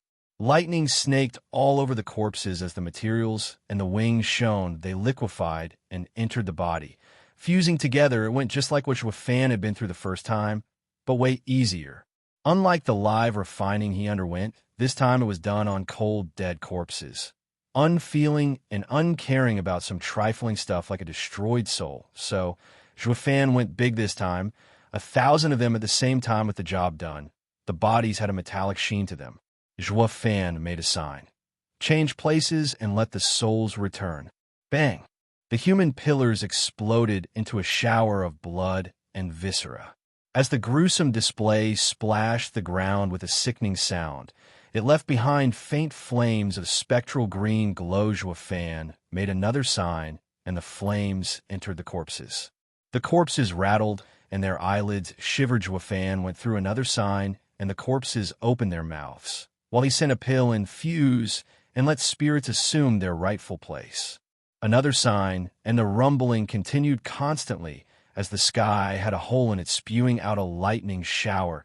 The mountains shook, and Blackwind Mountain's arrays were close to crumbling. Windgate City's people paled, taking this unnatural phenomenon as the end of days coming to take everything they knew. Zhuofan shook with the earth, knowing this was heaven's way in showing its wrath. Tribulation, any items this world did not condone, incited the heavenly tribulation to have them all purged, disintegrated, to guard all living things from destruction, decreed by the world's Tao. Zhuofan, while refining war puppets, was doing just that, going against heaven and bringing down the fury of the world on his head. But he had put too much work in this for a puny heavenly tribulation to come ruin it all, since he was fully intent on refining the war puppets. He had a way to keep the war puppets alive. So to speak, the snap of his fingers echoed out. The 4 arrays started up and spewed out pitch-black mist all around Windgate City. The black mist wiggled and spun, swallowing all lightning strikes shroud the heaven's eye, the sun and the moon. 10th Great Array, Hidden Shadow Dragon. With a whistle, the black mist swept over the war puppets, covering them completely. When the Black Sea passed, Zhuofan saw flat ground. With all the war puppets gone from the bunker, in his sight the rumbling in the heavens was on hold, having lost its target. The black clouds scattered Having nothing better to do, the land no longer shook and Wingay's city returned to normalcy. But what had just transpired had every one of its citizens filled with a bad feeling, sighing. Juefan wiped his brow. Overjoyed, at least he had the foresight to use the new authority of the Luo house and mine his domain. Gathering the spirit stones needed to set the 10th great array up, everything would have been wasted otherwise. With even his home base laid to ruins under heaven's tantrum, heaven was quite generous, though. It would strike down with unbridled fury and unmatched force when anything foreign was taking shape, but will leave you be. Once it was done shaping up through the hidden shadow dragon, Juefan hid the war puppets until the fusing finished. Then he'd have nothing to worry about. The world shall soon follow, with 100,000 puppets sweeping the lands in every direction. Ah ha ha ha! Juefan looked around the bunker one last time before leaving. Only the world's odd phenomenon had left a mark on its people. Yet they had no way of unraveling the mystery. This event was the start of a quirky habit, happening every other month. With Juefan keeping mum about it, none was the wiser, and everyone became more puzzled than ever. It was like the world's ant flow was doing its thing with no losses to worry about. No one bothered with it. This was how the next few months passed. Regent Estate used this time to lead its allies like an unstoppable flood towards Veiled Dragon Pavilion and Sword Marquis's abode. Learning from Drifting Flower's edifice's miserable ending, the two didn't resist and stuck to fleeing. Regent Estate's attack on the houses met hardly any resistance since the houses were long gone, taking less than a week to trample both of them. But unlike Drifting Flower's edifices, these two houses hadn't suffered many losses, while the wretched Juefan was the real big baller, getting rich over this war. He robbed Pill King Hall and Marywood's blind, tombs included, but didn't forget to include his precious allies as viable targets for some relaxed desecration. It went like this. Once Regent Estate knocked itself out after attacking house, his team would swing by for some quality. Digging, the true winner in all of this was Juefan by far, getting close to 100,000 powerful corpses with bone tempering stage as the minimum. He had already refined tens of thousands of puppets, just that none of his allies were clued in on this little tidbit, following him like good little doggies and blaming it all on Regent Estate. It was safe to assume that a heavy war would break out if they found out who was behind all this up till now. The foundation of the 7 houses laid in rubble as two sides formed. All that remained was a cruel and hard war for supremacy. Blackwind Mountain's main hall was packed with leaders of every house. Juefan and Luo Yunhai represented the Luo clan, taking the main seat, while the rest were their 3 allies. Juefan glanced over them. The imperial family is beset with inner and outer conflict, while the Regent Estate is running rampant across Tianyu. Both camps are at a breaking point. War is knocking, and we can't avoid it. Then we don't. We've suffered the past 1,000 years at their hands, and now they've even ruined our homes. Long Geo snorted. We didn't fall out all this time for the nation's sake. But now we have you as a brother, Luo clan, and together we can fight them. We have you to lead us to destroy them. Is the only choice left to us. Yeah, we'll destroy them. The others echoed. The disciples of the houses present were all homeless, runaways in the truest sense and form. When they had nothing left to lose, why would they shirk from this? And with victory promising to restore their lands, they were all for it. War was the answer, and their thirst for it only grew. Juefan put his trademark evil grin on. Perfect. He held his hand up for silence. Be assured, friends, we understand your plight. Our Luo clan's ancestral teaching is all about being righteous and moral to our neighbor. You've all helped us when we were at our lowest. We never forgot your great generosity. Now that you all are in difficulty, Luo clan will step forth and bring you justice. This is my declaration of war. We will fight them to the end. Oh, fists were thrown into the air. Some sighed, praising Steward's loyalty and Luo clan's benevolence. Only Luo Yunhai turned somewhat pink, sweating buckets like every other Luo clan elder present. Granted, Luo clan's ancestral teaching was about righteousness, having heard Luo Yunhai and Luo Yunchang talk about it. But ever since Juefan took helm, that word was crossed out and written off from Luo clan's vocabulary. replaced with a better and truer aim. Like self-interest to start with, Fan used it just now only as a tool, but selling it with his pretty speech and heartfelt act, everyone was inspired, driven, and filled with thirst for battle, to the point of giving their life for it. Funny enough, if it were plain righteousness, they might not be so keen on going along with Fan, but with him being so despicable and vile to throw in some incentive for everyone. They were all in, like Fan once said, in this world where the strong ate the weak, going by righteousness alone would get one into a sorry dump, like the Luo clan when he found an understanding this. Luo Yunhai's eyes flashed, and he rose. Everyone, as the clan head of the Luo clan, I will draft the declaration of war to quell Regent Estate and give you all justice. With a dignified act and powerful voice, he drove an even stronger sense of camaraderie into their hearts. Fan nodded inside. The kid grew up at last. Without darkness to back it up, light would be like dust in the wind. On the other side, Regent Estate already had its declaration of war ready, sending it to their final goal, Luo clan. The people cleared the room once the negotiations finished. Only Yu Ming stayed behind, and Lung Wuchang smiled. Sir Yu Ming, I heard you were close to the second prince. He trusts me completely. Yu Ming nodded. Then please return to his side. We and Zhuge Changfeng have an understanding in place, but when it comes to that old fox, we still need assurances and need to prepare a plan B. As we are about to go to war with Luo clan, there's nothing I would hate more than to have the imperial family stick its nose in it. Yu Ming squinted and grinned. Ha ha ha, you are just like Fan. Pausing, Lung Wuchang looked at him. Ha ha ha, I see. So he gave you a road pass as well. Chapter 438, Chance. Chapter 438, Chance. Elite Coder. The declarations of war took wings, pasted across the streets of Tianyu, and drove horror into the hearts of its people. Regent Estate, by its imperial right, declared itself king. It would first rid the land of that traitor Fan and Luo clan, vowing to purge the nation of its descendants. Bringing peace, Fan accused Regent Estate of its degenerate actions, deceiving, plotting, and scheming in order to take the 7 noble houses for itself. Its crimes were beyond count. With the power invested in the Luo clan as the 8th noble house, they took upon themselves the duty of a ruler's loyal servant to rid the world of these heinous lowlifes and to dispel the darkness. The average citizen looked more lost than ever. Tianyu was under Yuan clan's rule. Whoever marched in the name of the imperial family had righteousness by his side. The emperor had Fan turn into a wanted man, and Regent Estate was tasked to remove him.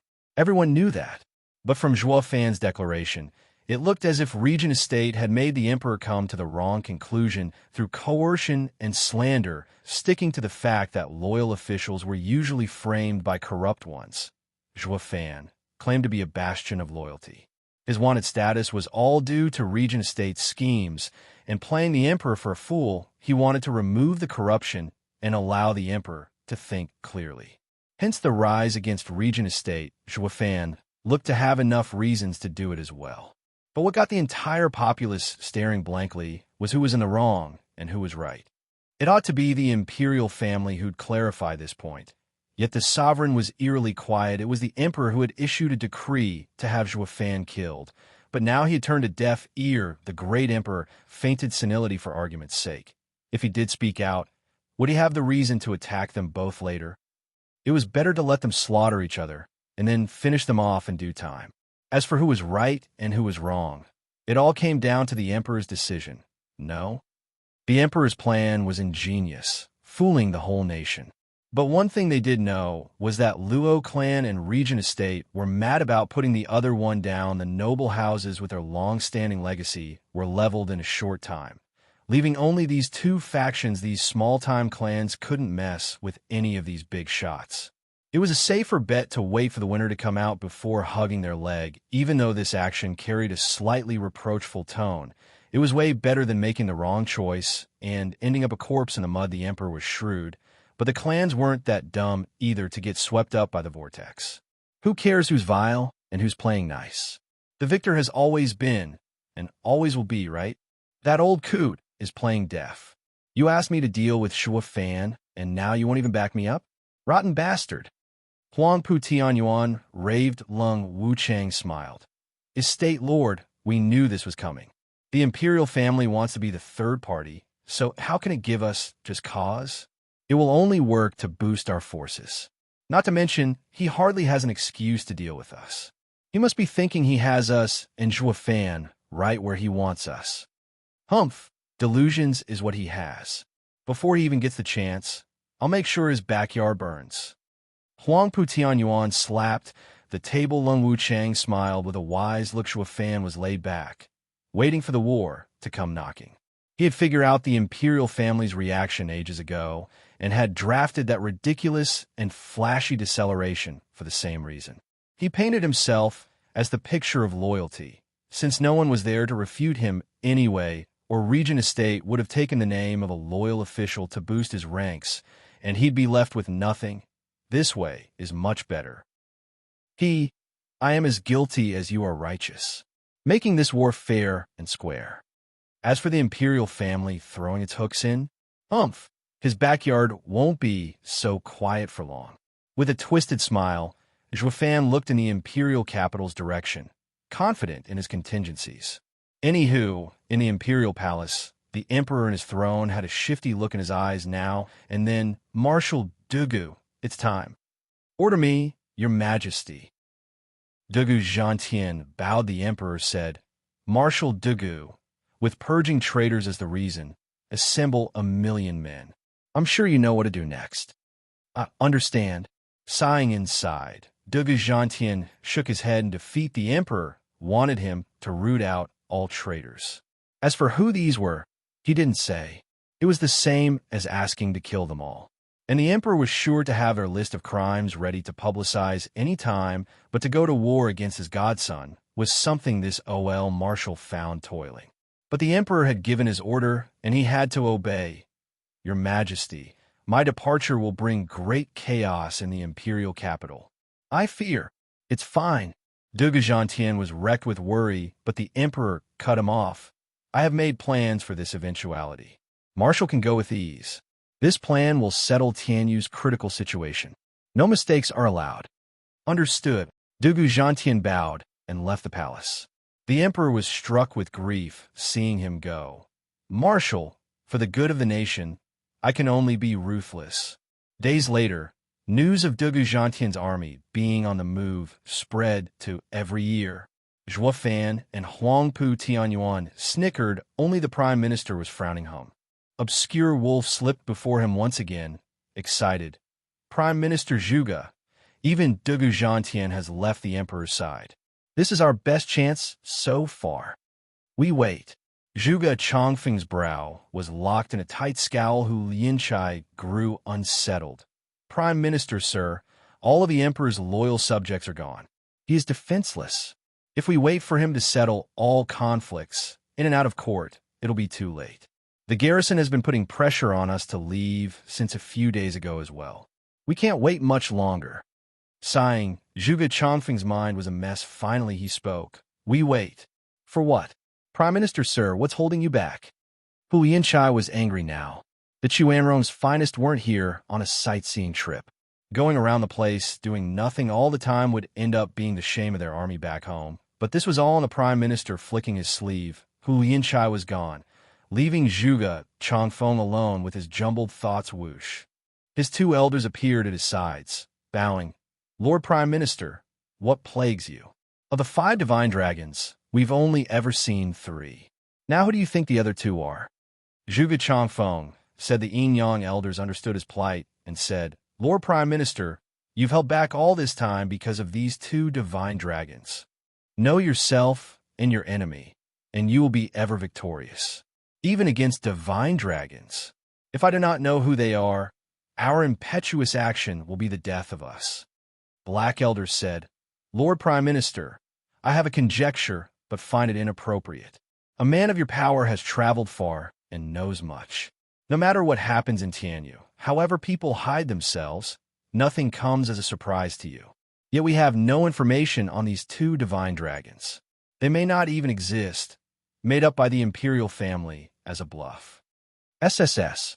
Zhuge Changfeng gasped. You mean to say the old man has been using the empty city tactic? This is one dangerous bet. He would rather send everyone to deal with Regent Estate and Zhuo Fan, and only then settle the court? That would mean not acting now will be a waste. But what if it's all a trap, and everything we've worked for would go down the drain? That old coot scheme is brilliant. I am truly in a dilemma. Zhuge Changfeng sighed, but his gaze steeled. Send the order to get ready. Second Prince was pacing in his new manner, excited and worried whoosh. A second later, he found himself looking at a gray robe and said, Sir Yu Ming, you're back at last. The situation, I know. Yu Ming had a crafty smile. Your Highness, this is your moment. Truly, Second Prince beamed, too excited to speak. Chapter 439, Rebellion. Chapter 439, Rebellion. Come night, Second Prince and Yu Ming were sitting in the main hall waiting for information. Below them were military officials, with the commander of the city guards in the lead, since the emperor had left the safety of the capital in the Second Prince's hands. These men were his to command, to seize the throne and rule the lands. He needed a proper foundation. What's taking so long? Second Prince's feet bounced, waiting with anxiety. Yu Ming, next to him, shook his head. Second Prince wears his heart on his sleeve. How can he be ruler material? If by some miracle he gets the throne, he'll soon get kicked off anyway. Unlike the current emperor, who, despite being known as incapable, had his own thinking. He had toyed with Tianyu's old foxes for decades. A true master of the mind. Just how can such a father have a hothead for a son? Humph, that midwife must have been at fault. She must have dropped him on his head at birth. Smiley face, the literal translation.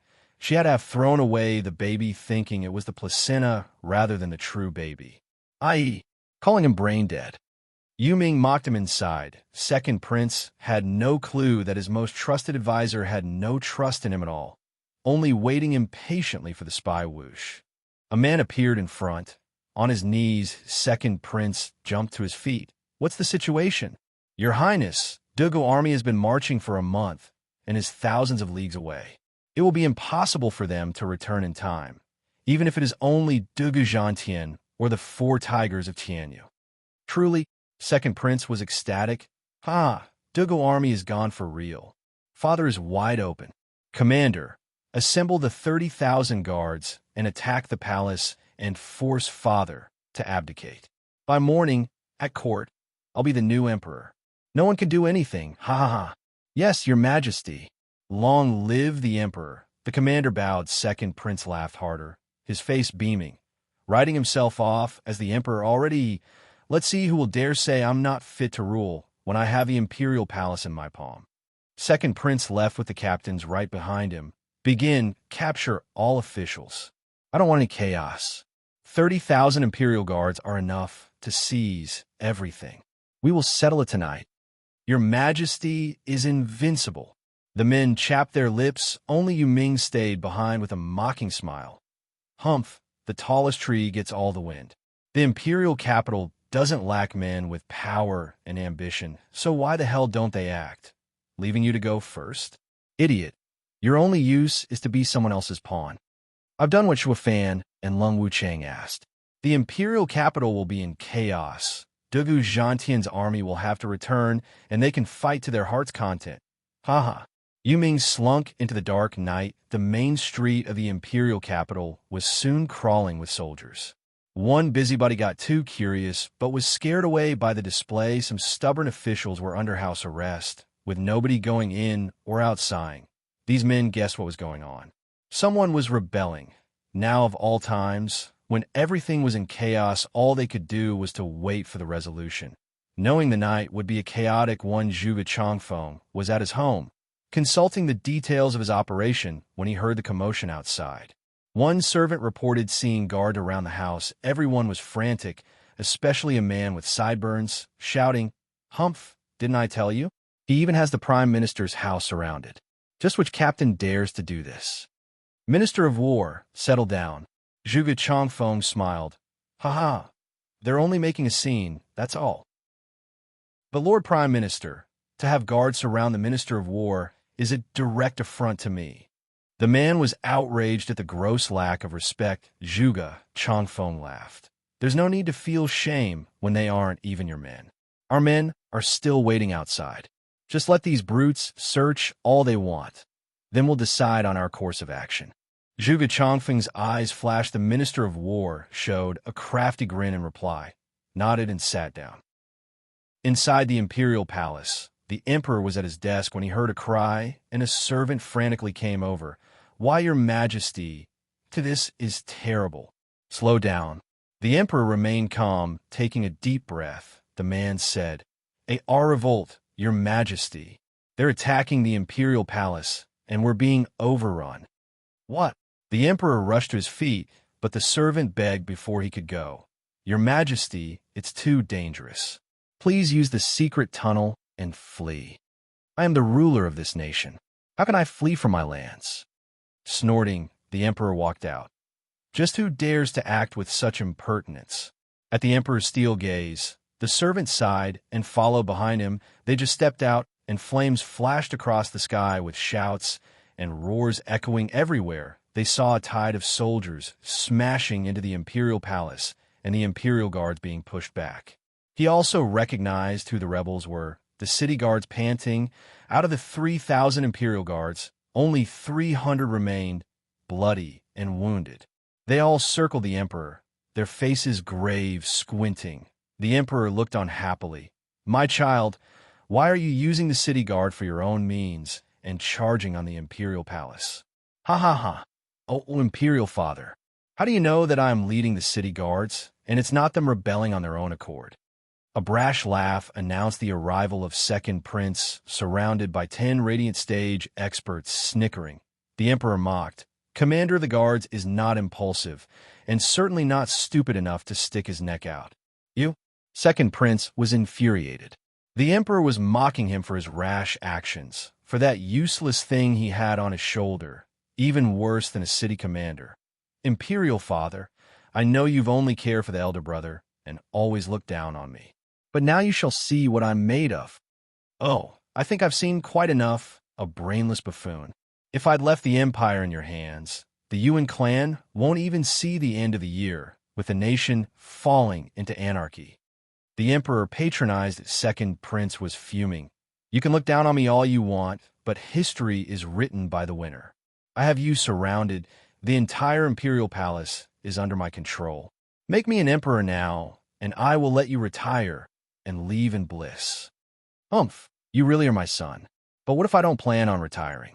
Maybe I'll keep this seat a while longer. The emperor belittled, shuddering. The second prince spat.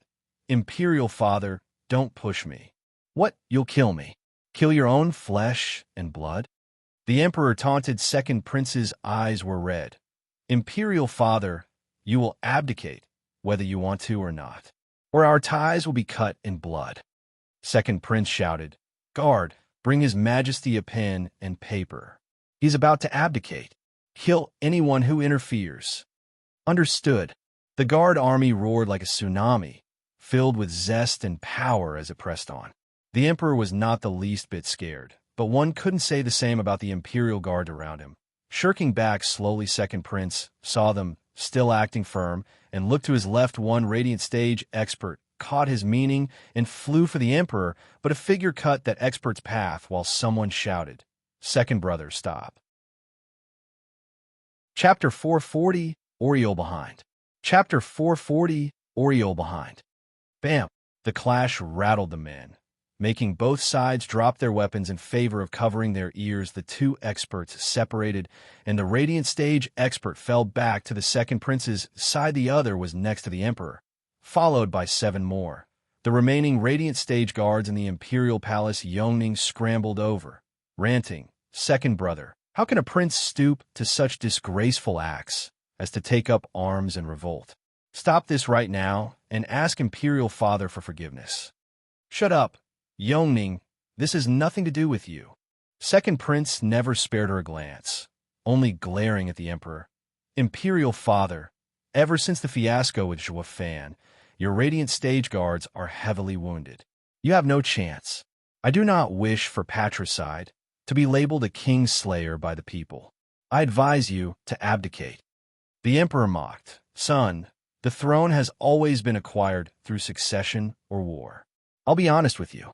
I never cared much for you, nor did I plan on making you the next in line. If you want my throne, you will just have to take it from my hands." The emperor raised his palm. Although empty, it carried all the imperial power he mustered as he taunted. "If you can, that is." Second prince gnashed his teeth, his nails digging into his palms, and spoke in a tragic tone. "Imperial father, finally you've come clean. You never tried to groom me into an emperor, casting me aside from the beginning. Then all I can say is that today, the throne will be mine. Don't blame me, father, as I'm about to break our ties." Second prince almost roared. His eyes bloodshot the emperor, though, just looked back coldly. Second prince's heart was struck with dolor. He sensed that his beloved imperial father never even considered him as his son. Fueling his burning rage, "Kill. Leave none alive. Get the jade seal. I'll draft the order myself."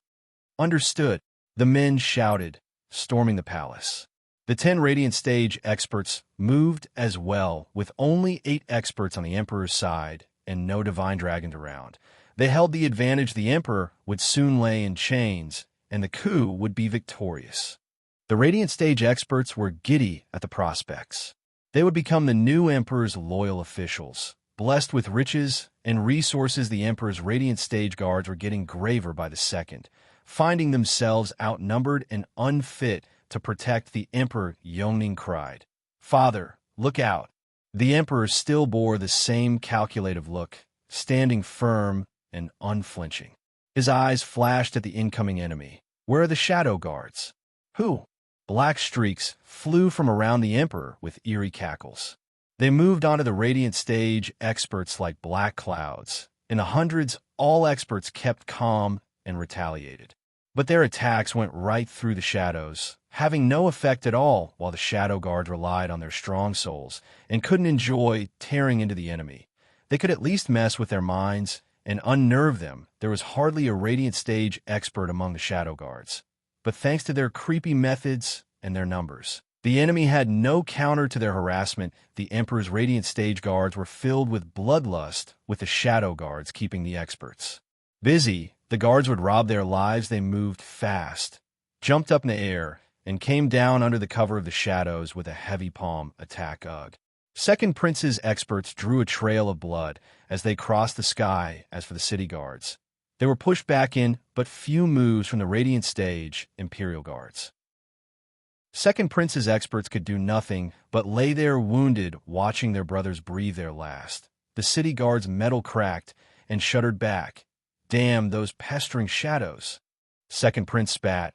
"I knew them to only be scouts, but they're actually so strong, even without the Shadow King around." "Imperial Father, is this your last ace?" Second Prince muttered. The Emperor's eyes flashed in disappointment. "Son, know yourself and your enemy, and you shall be ever victorious. You are truly a lost cause to fight your father without even knowing my hidden aces." Sigh. So many years have passed, yet you never could fix this brash side of yours. Second Prince clenched his fists in denial. His mutiny might have less to do with reaching that fantastical throne and more to earn his father's approval, only to have neither. Second Prince, the Shadow Guards will overrun us. We need to fall back. One Radiant Stage expert, with blood coming from his mouth, advised, "With the Imperial capital in turmoil, despite our failure, we will make a comeback as long as your Highness lives." Comeback? From this. This mutiny, here and now, was his best chance. He took the city guards for himself and struck while the Emperor lay defenseless. This was as good as it was ever going to get. Failing now, he'd be hard-pressed to get a chance even remotely as good as this one, and yet. He looked at the fallen Radiant Stage experts of his, at the city guards being toyed with by mere hundreds of Shadow Guards, and the Second Prince closed his eyes in defeat. "I've truly lost." Second Prince, another expert urged, flashing his eyes open. He steeled his voice. "Fall back." Second Prince and his experts in the lead quickly made their getaway. Yet he turned his head at the Emperor now and then. As the city guards followed behind him, the Emperor's eyes were struck with lamentation after them. One radiant stage guard shouted, seeing them on the run. The Emperor's side, waving, "Leave him be." The radiant stage guards froze, but nodded. "Your Majesty is the Lord Supreme, but still a father. Second Prince has revolted tonight, yet His Majesty would let him go." While the Emperor didn't pursue, some shrewder individuals weren't about to let this prime chance go. Second Prince was pulling out of the Imperial Palace while fending off pursuers when a boom revealed torches lighting up just beyond the gates. Shining across thousands upon thousands of faces, Second Prince watched the sea of lights and spat. "Crown Prince, third brother, have you come to ambush me?" "Second brother, you had the gall to raise your arms against our Emperor and are charged with heinous crimes. Talk, how is the Imperial Father?" Crown Prince stepped forth, demanding. Yuan Tsong was worried. "Second brother, how are the Imperial Father and Yongning? You couldn't have been so cold as to harm them." "Humph, old third, when people speak of lowbrow, bug-eyed, fat-headed fool, they mean you. I thought it would be obvious by now how they're doing by looking at my beaten army." Second Prince mocked. "Ha ha ha. Elder brother, you sure are considerate. I'm sure you've been waiting for this chance for a long time. With the sin of regicide on my head, you would have all the right to take me down and take the throne for yourself. Humph, like a true Oriole. Now I see why the Imperial Father made you Crown Prince. You really are resourceful." Crown Prince held him in a cold stare. "Second brother, you are jumping to conclusions. I only have Imperial Father's safety in mind." "Do you now? Then you should be relieved to know that the Imperial Father is the picture of health, strong as a horse. It'll be a long time before you'll take his mantle, decades even, ha ha." Second Prince cackled, to which the Crown Prince displayed a bloodthirsty look. "Second brother truly is a waste." Chapter 441, Punishment. Chapter 441, Punishment. Third Prince was overjoyed to know that the Emperor was unharmed. "Elder brother, Imperial Father, and Yongning are all right. We made it in time. And the heavens are by Imperial Father's side." Crown Prince nodded, looking calm, but when he saw the Second Prince, he barked. "Second brother, you stand accused of inciting rebellion. Give yourself in, and let us take you before the Imperial Father for your sentence." Second Prince mocked. "You've got another thing coming if you think it'd be that easy. I may have failed, but I still have my guards, my Radiant Stage experts. It'd be easy to get through you." "Would it?" Crown Prince looked down on him with a smile and shouted at the crowd. "Officers of the City Guard, have you forgotten whose men you really are? You have taken up arms against your lord, but your name is still on the record. You may run, but what about your families? Will you condemn them to annihilation?" Every city guard shuddered on hearing this, and their morale plunged frowning. Second Prince picked up on the Crown Prince's trick, and his eyes spat fire. Crown Prince snickered, addressing the men once more. "You are all loyal soldiers of the nation, tough and hardworking. This is not how you should go down in history. You are also victims in this mutiny. Stand down, turn back, and I promise, in my name as Crown Prince, that His Majesty will overlook this act of yours. You will keep your jobs, you will stay as city guards." "Crown Prince," Second Prince snapped, jumping at him with a fifth-grade spiritual weapon. Crown Prince was firm, facing him with a fifth-grade spiritual weapon of his own bam. Under the screeches of metal grinding on everyone's ears, they saw a terrible explosion as the Second Prince was pushed back and started spurting blood. He lay on the ground, pale and haggard. Crown Prince stood up with his weapon out, just like before, a cold smile on his lips. The only testament to his power was the cracked pavement underneath Second Prince. The Radiant Stage experts helped him up, while the city guards stayed away, as did the commander. Crown Prince had given them a way out. Picking up arms now would doom not only them, but their families, their entire clans. The warm smile of Crown Prince showed them how much he appreciated their intelligence, and he now turned to the Radiant Stage experts. "Every single cultivator only fights for resources, spirit stones, and pills. Now that he has failed in his rebellion, what could he possibly give you? Give up and stand beside me. I will make you venerables. Or would you rather be on the run with my retarded brother? Ha ha ha. Inciting a rebellion is a heavy crime. not something even a radiant stage expert would dare commit on a whim, or he'd soon find himself hunted down by the Empire. Of course, if you think you're Gu Santong who could fight a nation, then by all means. With a shiver, the experts felt a desperate fear run through their blood. They were just average, not freaks of Zhuofan or Gu Santong's caliber to flip the table in the Emperor's face on a whim. It was all about power, something they sorely lacked. Without much suspense, they all sighed and left with hands behind their backs. Towards the Crown Prince, watching his men leave him one by one, left the second prince with a sinking feeling, his gaze empty. Ha! See that? The moment you lose is the moment you have nothing. The experts, the city guards, they didn't do it for you, but for that thing hovering over your head, the title of prince. Now, that is taken away, you are nothing, just a lonely rebel. Your only choice now is to give up. Ha ha ha. Crown Prince laughed at the second prince frozen on the ground. Not only was ruling out of reach, even his status was threatened. Third prince shook his head, sending 2 men to tie him up.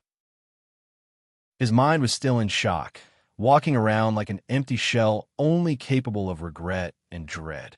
The Emperor was back at his desk, lamenting.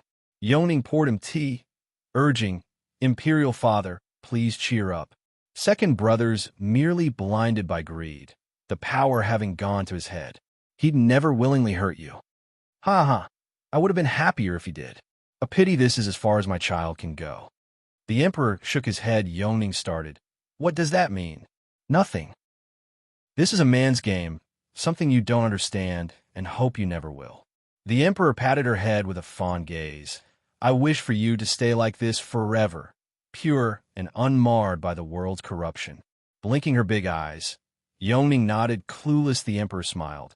I just love that silly look on your face, huh? Report. A sharp voice announced the arrival of a servant. Your Majesty, Crown Prince and Third Prince's timely intervention has captured Second Prince's rebel army. The 2 princes are wishing to see Your Majesty with the rebel prince. Humph, impeccable timing too. The Emperor snorted. I'll allow it. Yes. The servant left. Yongning watched in worry. Imperial Father, what are you going to do with second brother? The Emperor's eyes flashed, the silence weighing heavy on Yongning's innocent heart. They were kin, born of the same parent. How could she bear seeing her father kill her brother? But even she realized the gravity of rebellion. A prince would suffer the same fate as the next criminal, the gallows. The fact that she could do nothing to plead his case only burdened her heart more. Crown Prince and Blobby brought in a tied-up second prince. Imperial Father, I ask that you forgive me for my late arrival to your rescue. Crown Prince, how did you handle your brother and the guards? The Emperor asked. Crown Prince was candid. Forgive me, Imperial Father. I have taken the liberty to let them go, to let them return to their posts. With troubled times upon us, you cannot blame them. There is no need to exacerbate. Crown Prince, you've done well. The Emperor nodded. Crown Prince bowed with gratitude. I thank Imperial Father for his kind words. The Emperor turned to the captive. Son, I've told you before. You can only have what I give you and never take what I don't give you. Do you finally see the wisdom in my words? Humph. What use does wisdom have to a defeated general? Second Prince sighed. I never considered the fact that the reason behind my rebellion was all due to my title as prince, the title Imperial Father gave me. Now that you've taken it away, I will be worse than nothing. Ha ha ha. Imperial Father, is this what you wanted me to see? The Emperor shook his head. The sky is boundless and the land's vast, but the power of the Emperor goes beyond them all. I only wish to tell you that I am the true ruler of Tianyu. You can pull any stunt you like, as long as you don't rebel. Second Prince sighed. Hanging his head, Crown Prince's eyes glinted. Imperial Father, may I ask what is the Second Prince's sentence? The fatty probed. All eyes turned to the Emperor. Only Second Prince's head was still down. In the pits of despair, the Emperor took a deep breath. Guards, throw Second Prince Yuan Yong in prison, where he shall spend the remainder of his days. Second Prince shuddered, incapable of believing his ears. He had rebelled and should have been given the news. So why? A father's love is boundless. You may find it in you to take my life for the throne, but I will never think for a second to kill my son. Take him away. The emperor mocked and sighed. Second prince never spoke a word, even as he was dragged away by the imperial guards. But his eyes reddened, the fatty and Yongning perked up.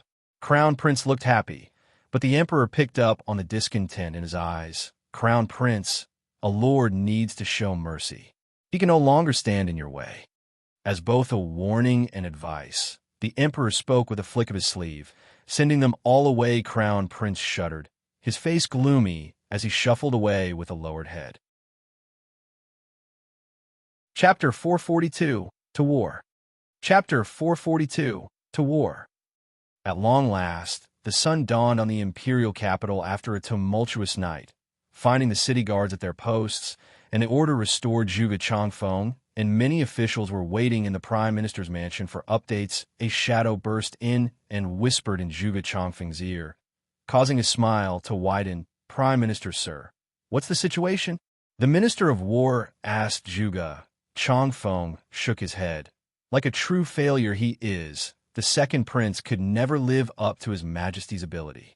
However, and he laughed, thanks to the second prince's tantrum, he left his majesty open to scrutiny. He is indeed playing the empty city tactic.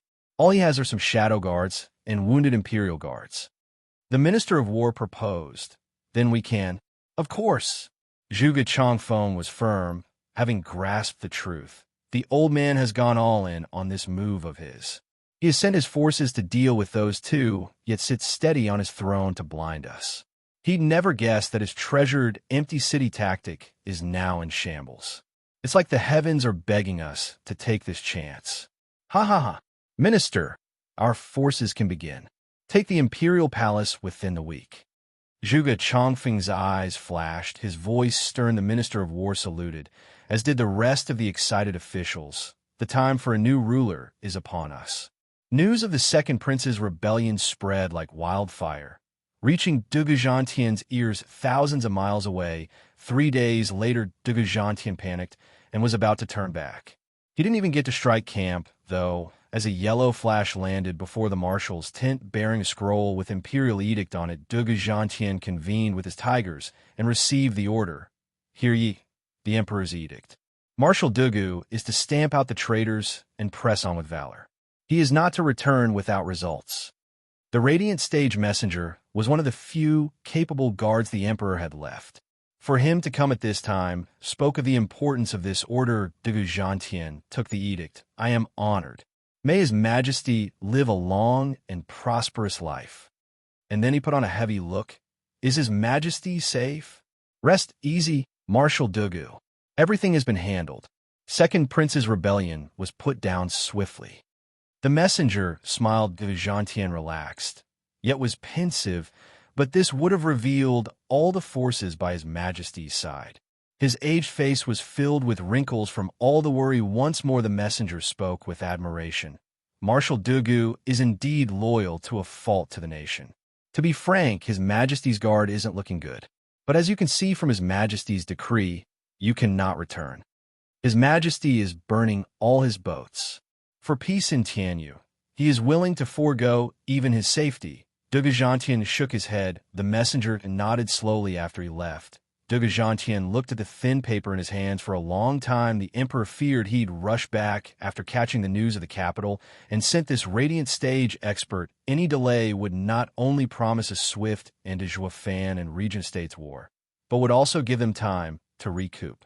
There'd be no point in going then. Turning into both sides, losing Dugujantian was once again touched by his emperor's concern and struck out camp to set off. Only this time, his marching was faster, hoping to settle the matters here and get back to the imperial capital before anything worse happened. Meanwhile, in a deep ravine, Luo clan and Regent Estate were each parked on the hills opposite of each other, each eyeing the other with the thirst for battle. Despite the declarations of war, despite the drive to quell each other, they still had some qualms about fighting, fears revolving around hidden traps. But time was of the essence, and the sooner they got this over and done with, the better, which led to an accord to the face-off here at Troubled Falcon's Gully, in a head-on and above-board manner. On the Luo clan's corner, besides Zhuofan and his Radiant Stage elders, there were experts from his 3 allies present as well. Each of them glared at Regent Estate with rage and malice for destroying their homes. Hatred consuming them. Regent Estate's side was no different. Its allies mirrored the enemy's thirst for blood and deep rancor. It was by Joie Fan's grace that their homes were in an even sorrier sight. The desecration of their ancestors tended to bring out the worst in people. Who knew? Their hatred for Joie Fan went beyond bone deep at this point. It was in their DNA. They wished for nothing more than to put Joie Fan into a press and squeeze him for all the blood he had. Yet all they've been doing these past weeks was measuring egos by means of glares. With neither wanting to take the first step down this bloody war, it had the added effect of fermenting each side's hatred and testing their ever-thinning patience. That was the only thing they could do, as each side's allies were either under direct orders from Joie Fan or Regent Estate with no right to complain. They just had to wait and wait some more. Steward Joie, we've been staring at each other for weeks. When do you plan to attack? Grandmother found the limit of her patience once more and came to urge Joie Fan, as she had done many times till now. The other houses nodded. Joie Fan was laid back per usual, in his comfy deck chair, his lazy eyes closed and his voice drawn out. Easy. We're still waiting for the right timing. Still? Until when do we wait? Until we become statues of liberty. Peony Overseer snapped. Joie Fan swayed in his chair. The same thing was going on at Regent Estate's corner. Yuan Shan and company were boiling, but Huangpu Tianyuan and Lung Wuchang reigned them, and they were all a powder keg of emotions with nowhere to vent. Whoosh. 2 jade slips arrived at the camps. Joie Fan skimmed over it as Lung Wuchang did the same. The two were miles from each other, yet reacted at the same time and in the same manner. Ha ha ha. At last there's movement. What do you mean? Grandmother asked, snickering. Joie Fan shot to his feet and barked. Notify the elders. We attack at once. What? They were all baffled.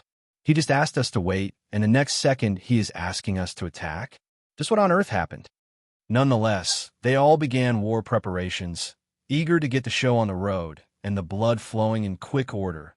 Rows of experts rolled out into the valley like a black cloud. Glaring at the hill 1,000 meters in the distance, Huangpu Tianyuan and Lung Wuchang brought out their army, as well as Joie Fan.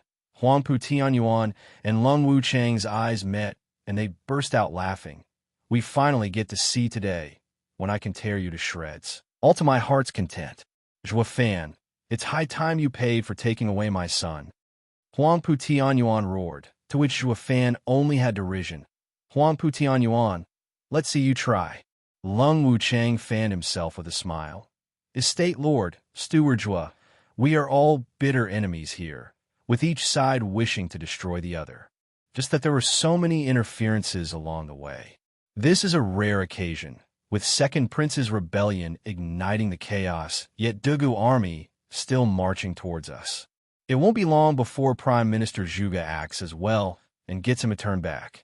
That only leaves the two of us to tear into each other with a bright smile on our faces. Isn't it great? So why waste time with pointless chatter? We need to settle our grudges with speed and force, giving time for the winner to take the nation. As for the loser, it will become a stepping stone with no regrets. No regrets indeed. Joie Fan beamed. I never pegged Sir Lung to be such a bold man. All words now are useless. Everyone has come prepared. So what are we waiting for? Let's do some killing. No matter what hatred we had before, this battle is all that's important. Whoever stands tall in the end. What do you say, Estate Lord Huangpu? Huangpu Tianyuan beamed as well. Ha ha ha, rightly said indeed. Hatred aside, in the race for power the weak gets eaten. Why would the king of the world ever care about some petty squabbles? Joie Fan, you are a man of ambition. For me to fight you today, with the world at stake, it is an honor. The revenge for my son no longer matters. Why would a man with his eyes on the world ever mind such trifles? Then, Estate Lord Huangpu, shall we? Joie Fan snickered. Huangpu Tianyuan had the same twisted smile as both of them roared, to war. Chapter 443, General versus General. Chapter 443, General versus General. The leaders' roars rattled the skies, and their men's ears men poured out from each side like black rain. Bone-tempering disciples, the two sides' gazes were locked as the wave of men rushed past them, and deeper into the valley these men's eyes turned red, consumed by madness as they exploded with yuan qi. It took only an instant to brandish their weapons and hack their opponents. The entire troubled Falcon's Gully was saturated with people in the hundreds of thousands, drowning any other sound with their endless manic cries for blood and death. There were rules to war. Soldiers went against soldiers, and generals paired with generals, as profound heaven experts and radiant stage experts were pretty much killing machines amidst bone-tempering cultivators. Both sides agreed on having their disciples' battle ignored, opting instead to stare off their equals in cultivation just across the gully. They were the real targets. Killing bone-tempering disciples only brought disgrace, safe to say. The killing inside the gully among disciples reached the heavens. While their superiors were still in a stare-down competition, behind them, Huangpu Fenglei, Mad Dipper Li Jingtian stood out, bowing before the High Venerable. We didn't get to finish our last fight in the imperial capital. With this prime chance befalling, will you dare meet me in battle? Ha ha, Li Jingtian, you're on quite the high horse, shamelessly uttering those words to me. Correct me if I'm wrong, but weren't you under me? Laughing, Huangpu Fenglei came forward with an intent to fight, and a condescending look. Li Jingtian grinned. Humph, that's all in the past. All I'm asking is if you would dare to come at me. Why wouldn't I? Huangpu Fenglei jumped in the air towards him. Li Jingtian laughed. As he did the same, the two met with a resounding bang. Blowing away the clouds for a mile around, their clash was so loud that the house lords on each side had to hold their ears due to pain. Only radiant stage experts and the likes of Zhuo Fan and Huangpu Tianyuan kept standing tall and observing their duel. Huangpu Fenglei shone golden, and 9 dragon images appeared on his sides. The peak of imperial tyrant body art. Li Jingtian flickered in darkness, enveloped in a black dragon image. He was using Wraith Art's power to cover himself. Both were peak radiant stage experts armed with profound ranked martial arts trained to extremes. They were the brightest gems around, evenly matched. The surging powers at work here had the valley divided. One side was shrouded in a black dragon, with lightning crackling along its way, the other in glorious golden halo and imposing dominance. Yet neither could win over the other. Stuck in a constant stalemate, Huangpu Tianyuan's brow trembled, sighing. I now know why Elderly threw his lot with the Luo clan. I don't even recognize this art. But for him to stand on solid ground against High Venerable, it goes on to show how much power it has. I can't fathom how the Luo clan could have such wonderful art. Had Elderly stayed in Regent Estate, he'd never have reached High Venerable's level even after training for a century in the incomplete Imperial Tyrant body art. But now, ha ha ha, Estate Lord, I anticipated Luo clan might be complex. Elderly is no fool, and his complete loyalty to Zhuo Fan shows that he got something great out of it. It was his best choice, taking the Luo clan's outstretched hand. Lung Wuchang smiled. Huangpu Tianyuan sighed inside. Zhuo Fan is a genius among geniuses. In under 10 years, he dragged a nobody third-rate clan up the stairs of power, turning it into a colossus. Ignoring him 7 years ago is my greatest failure. If only I knew, I'd have sent everything to call him. Huangpu Tianyuan squinted. Zhuo Fan had a knowing smile, tracing 2 fingers on his neck as a taunt. Huangpu Tianyuan turned to look at the fight above. Humph, Zhuo Fan, be smug all you want. I may not have taken you out when I should, but your time will come soon, very soon. You aren't invincible. You have yet to taste my 9 dragons diamond body. Humph. Bang. The body cultivators in the sky had similar styles, unleashing one overpowered attack after another. It took but a second to exchange 10 moves, with no clear winner in sight. Li Jingtian was out of breath and bruised up. Huangpu Fenglei mirrored him in every regard, except for the shocked look. This was his first time truly going against Li Jingtian. It was natural to be overwhelmed seeing Li Jingtian's power reach his level after a mere decade. It used to take less than 10 moves to floor him. This expert today was outraged at his inability to reach the same outcome today Li Jingtian was ecstatic. He enjoyed the simple things in life, like challenging his ex-boss who could, at one time, deck him good. Li Jingtian grinned. Huangpu Fenlei, have you been losing your touch the past couple of years? You're not swinging your punches like you used to. Is old age catching up to you? Ha ha ha. Shut your pie hole. I'm only going easy on you, and this is the thanks I get. Mockery. In that case, I won't leave you with a shred of honor. Huangpu Fenlei went red from anger, yet his heart was queasy since he did give his all. Anything more would mean staking his life, as well did he really have to put his weary old bones on the line to get out of this. While he was having a hard time making a decision, Li Jingtian had already made his. He had set out to do one thing today, beat his ex-boss, missing this chance. Zhuofan was bound to finish him off at some point as a martial fanatic. He just had to beat the guy who had wrecked him years ago, or he'd never forgive himself. It would have the added side effect of affecting his cultivation. Li Jingtian gnashed his teeth and spat. Huangpu Fenlei, take this. Li Jingtian's black aura exploded, shooting for Huangpu Fenlei as a black dragon wrapped around him. Humph! Isn't it the same soaring demonic dragon again? It won't change a thing. Huangpu Fenlei snorted with a shiny golden glow around him. Li Jingtian had a creepy smile on him, though, and just before impact, he halted to make a sign. Ray Styles' third move, Necro Dragon Screech. Roar. The black dragon image ripped the space in its charge towards Huangpu Fenlei. Safe to say, even with Imperial Tyrant body art, Huangpu Fenlei would have a hard time fending off such an onslaught from such a short distance, and that was the truth of it.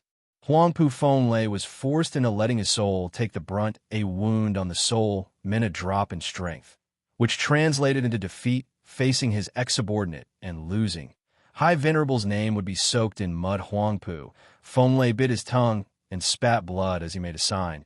Imperial Tyrant body art's 10th stage, Imperial Presence. Hum. A golden glow washed over him as a golden dragon roamed around him in an airtight seal. The 10th? Zhuofan cried.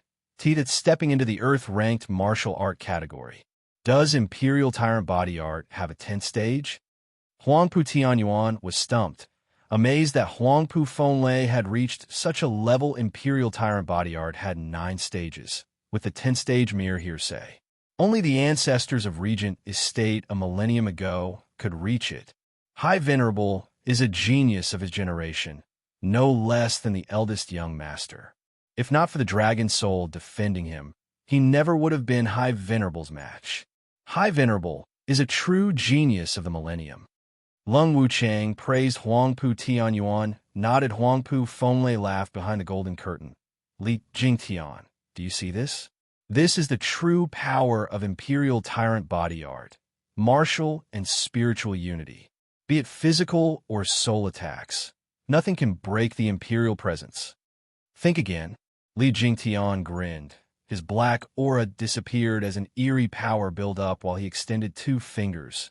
High Venerable, the only way to make your defeat true is by taking you down at your best.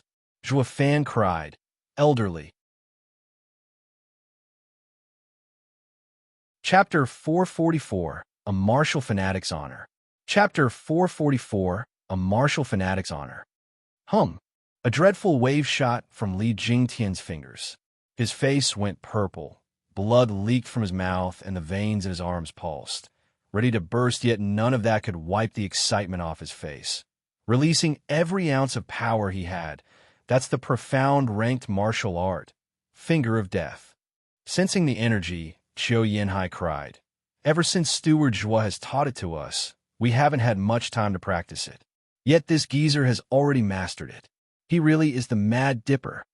Xue Qingjian nodded in praise. Only Zhuofan sighed. Huangpu Fenlei, try this on for size. Despite sucking all of his yuan qi, the move launched quickly, leaving Li Jingtian's finger at his shout whoosh. With a series of bangs, something unseen came out of his fingers and went straight for his target. The roaming dragon was outraged. It grew dozens of times in size and retaliated. Its power, as if coming from heavens themselves, pressed on the house lords with such might. Fear festered in their hearts. Huangpu Fenlei, wrapped in his pillar of light, showed shockingly Jingtian hiding such a killer moved the power of that soul attack, went beyond Radiant Stage, and not even with the help of Imperial Tyrant Body Art's 10th stage could he fend it off. Huangpu Fenglei was sweating, his big eyes taking on a heavy, gazed Xiao Yanhai, and Shueqing Jian were panicking. Stewards with that's combination art. Zhou Fan shook his head. The two were even more nervous now. But he's just one man? How can he perform combination art? Elderly may very well be the only one who can. Zhou Fan sighed. Necro Dragon Screech and Finger of Death are soul profound ranked martial arts and can be combined. But to do that, both have to be executed in tandem, intrinsically at the same time. Even you two will find it hard to achieve it. But with Elderly knowing both of them, combining them is not the issue here. Zhou Fan's frown deepened, gazing at the aged figure above. Different martial arts imply that Yuan Qi takes different paths through one's meridians. When you launch an attack, there's always a pause before the next. Elderly, I'm afraid, pulled out all the stops, unleashing the arts at almost the exact same time. This translates into broken meridians from the clashing flows of Yuan Qi, and you'll be crippled. Elderly may have achieved it, but his body is finished. What Elderly? The couple's faces fell, turning to Li Jingtian. His power was plunging after unleashing the two arts. Elderly, why did you have to go so far? Huangpu Fenglei is strong, but not invincible. There's no hatred between you two, so why must you pay the ultimate price? Zhou Fan and the power couple were vexed. This is no kill or be killed situation. Xie Tianshang whipped out his sword, coming before them and smiled at the figure above. Zhou Fan, you do not understand a martial fanatic's heart. If you do not surpass an opponent you recognize, it will leave one with regrets. Today is when these two sides will settle their differences once and for all. If we fail, we will die. If we win, we will kill them. With your strength, Huangpu Fenglei will most likely die at your hands, something Elderly can't stop. It means that this is his last chance to fight his enemy. He must defeat his opponent by any means necessary. This is a martial fanatic's will and glory. Spoken like a true martial fanatic, the people watched Elderly pant, as blood kept pouring out of him, but his eyes were full of joy, his smile wide. It's so hard to understand the mind of a martial fanatic. The way I see it, winning is everything. But to win at the cost of your own life is highly inadvisable. Zhou Fan shook his head, but smiled. Get ready, it's our turn soon. The rest had fire burning in their eyes. The now huge black dragon image above finally clashed with the golden pillar bam. The resulting explosion was like the aftermath of a bomb. The pillar shook under the point-blank impact, slowly getting riddled with cracks. With a snap, it fell apart and dissolved into flickers of light, while the black dragon was relentless in its pursuit for Huangpu Fenglei boom. Huangpu Fenglei felt his brain explode and an excruciating pain riddling his heart. Spitting blood, he slammed the ground, his soul in critical state while his feeble consciousness still held on. He jumped towards Regent Estate. He knew he had lost this fight. Standing around longer would only mean death. Huangpu Fenglei recalled his glorious name as Regent Estate's high venerable, and grief struck him. The fact that he had lost it all in a single move made this grandpa's aged heart wrought with sorrow. Oldly, I'll get you for this next time. Li Jingtian had no time to wait that long. His wretched body had already passed the point of no return. He had to fulfill his wish. No matter the price, blackness exploded from Li Jingtian once again, but so did blood. He bore through the pain as he jumped at Huangpu Fenglei. Ha ha ha! High Venerable, let's settle our grudges. Wraithstyle's first move, Soaring Demonic Dragon. We never had any grudges. It's you who is so pig-headed to push it this far. Huangpu Fenglei saw the black figure chase after him and was stunned and puzzled.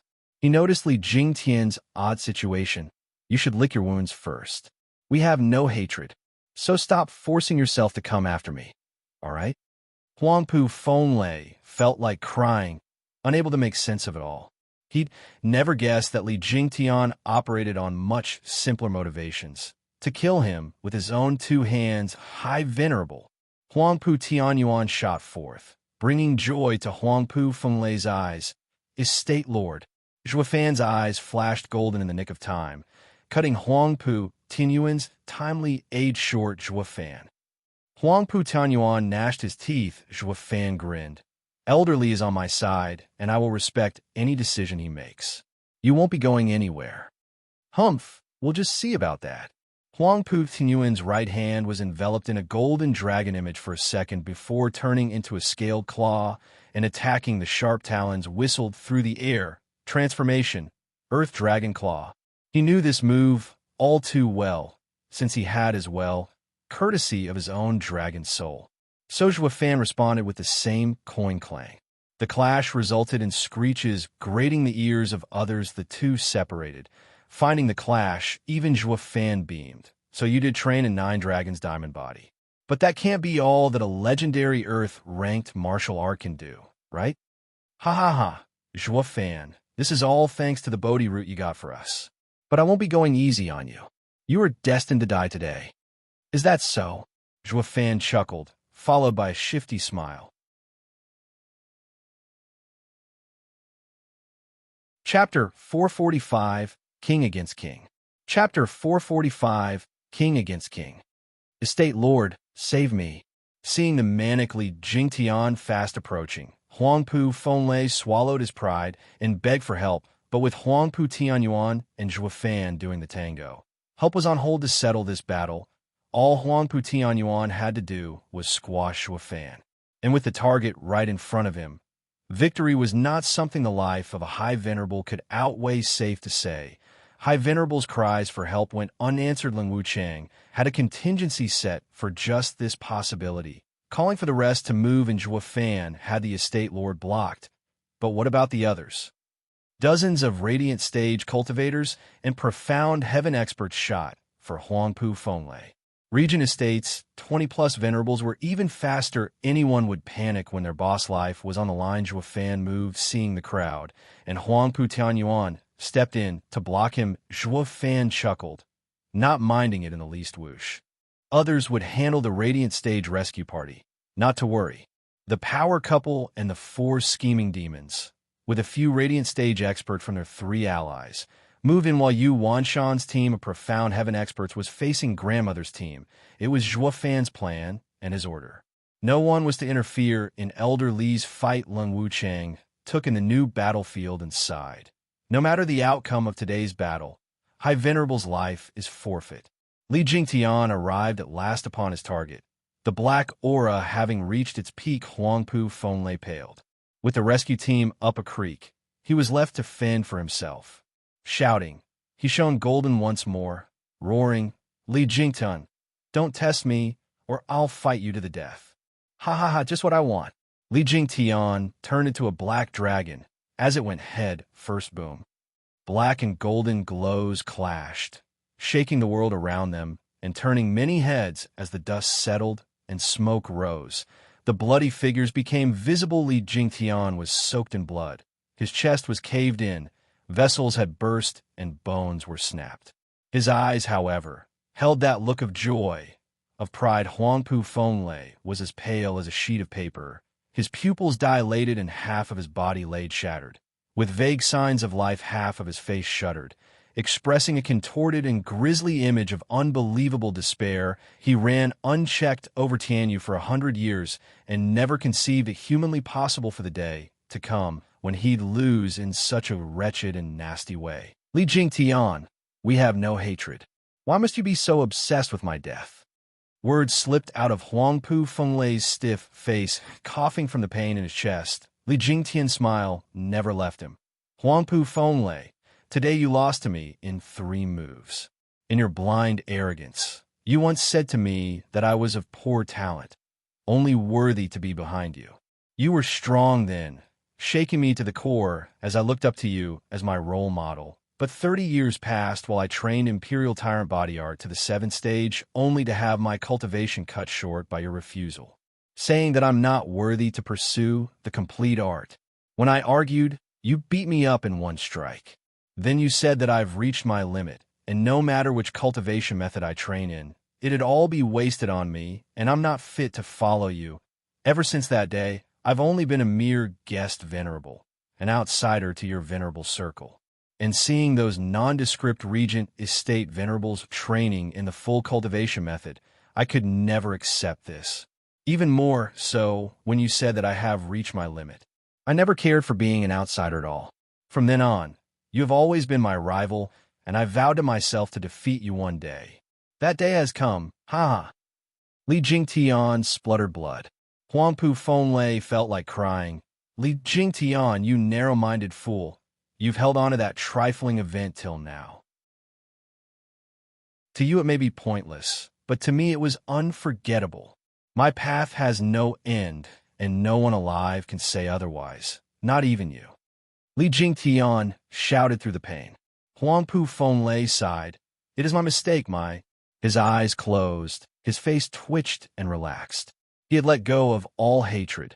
Finding peace, Li Jingtian showed a confident smile.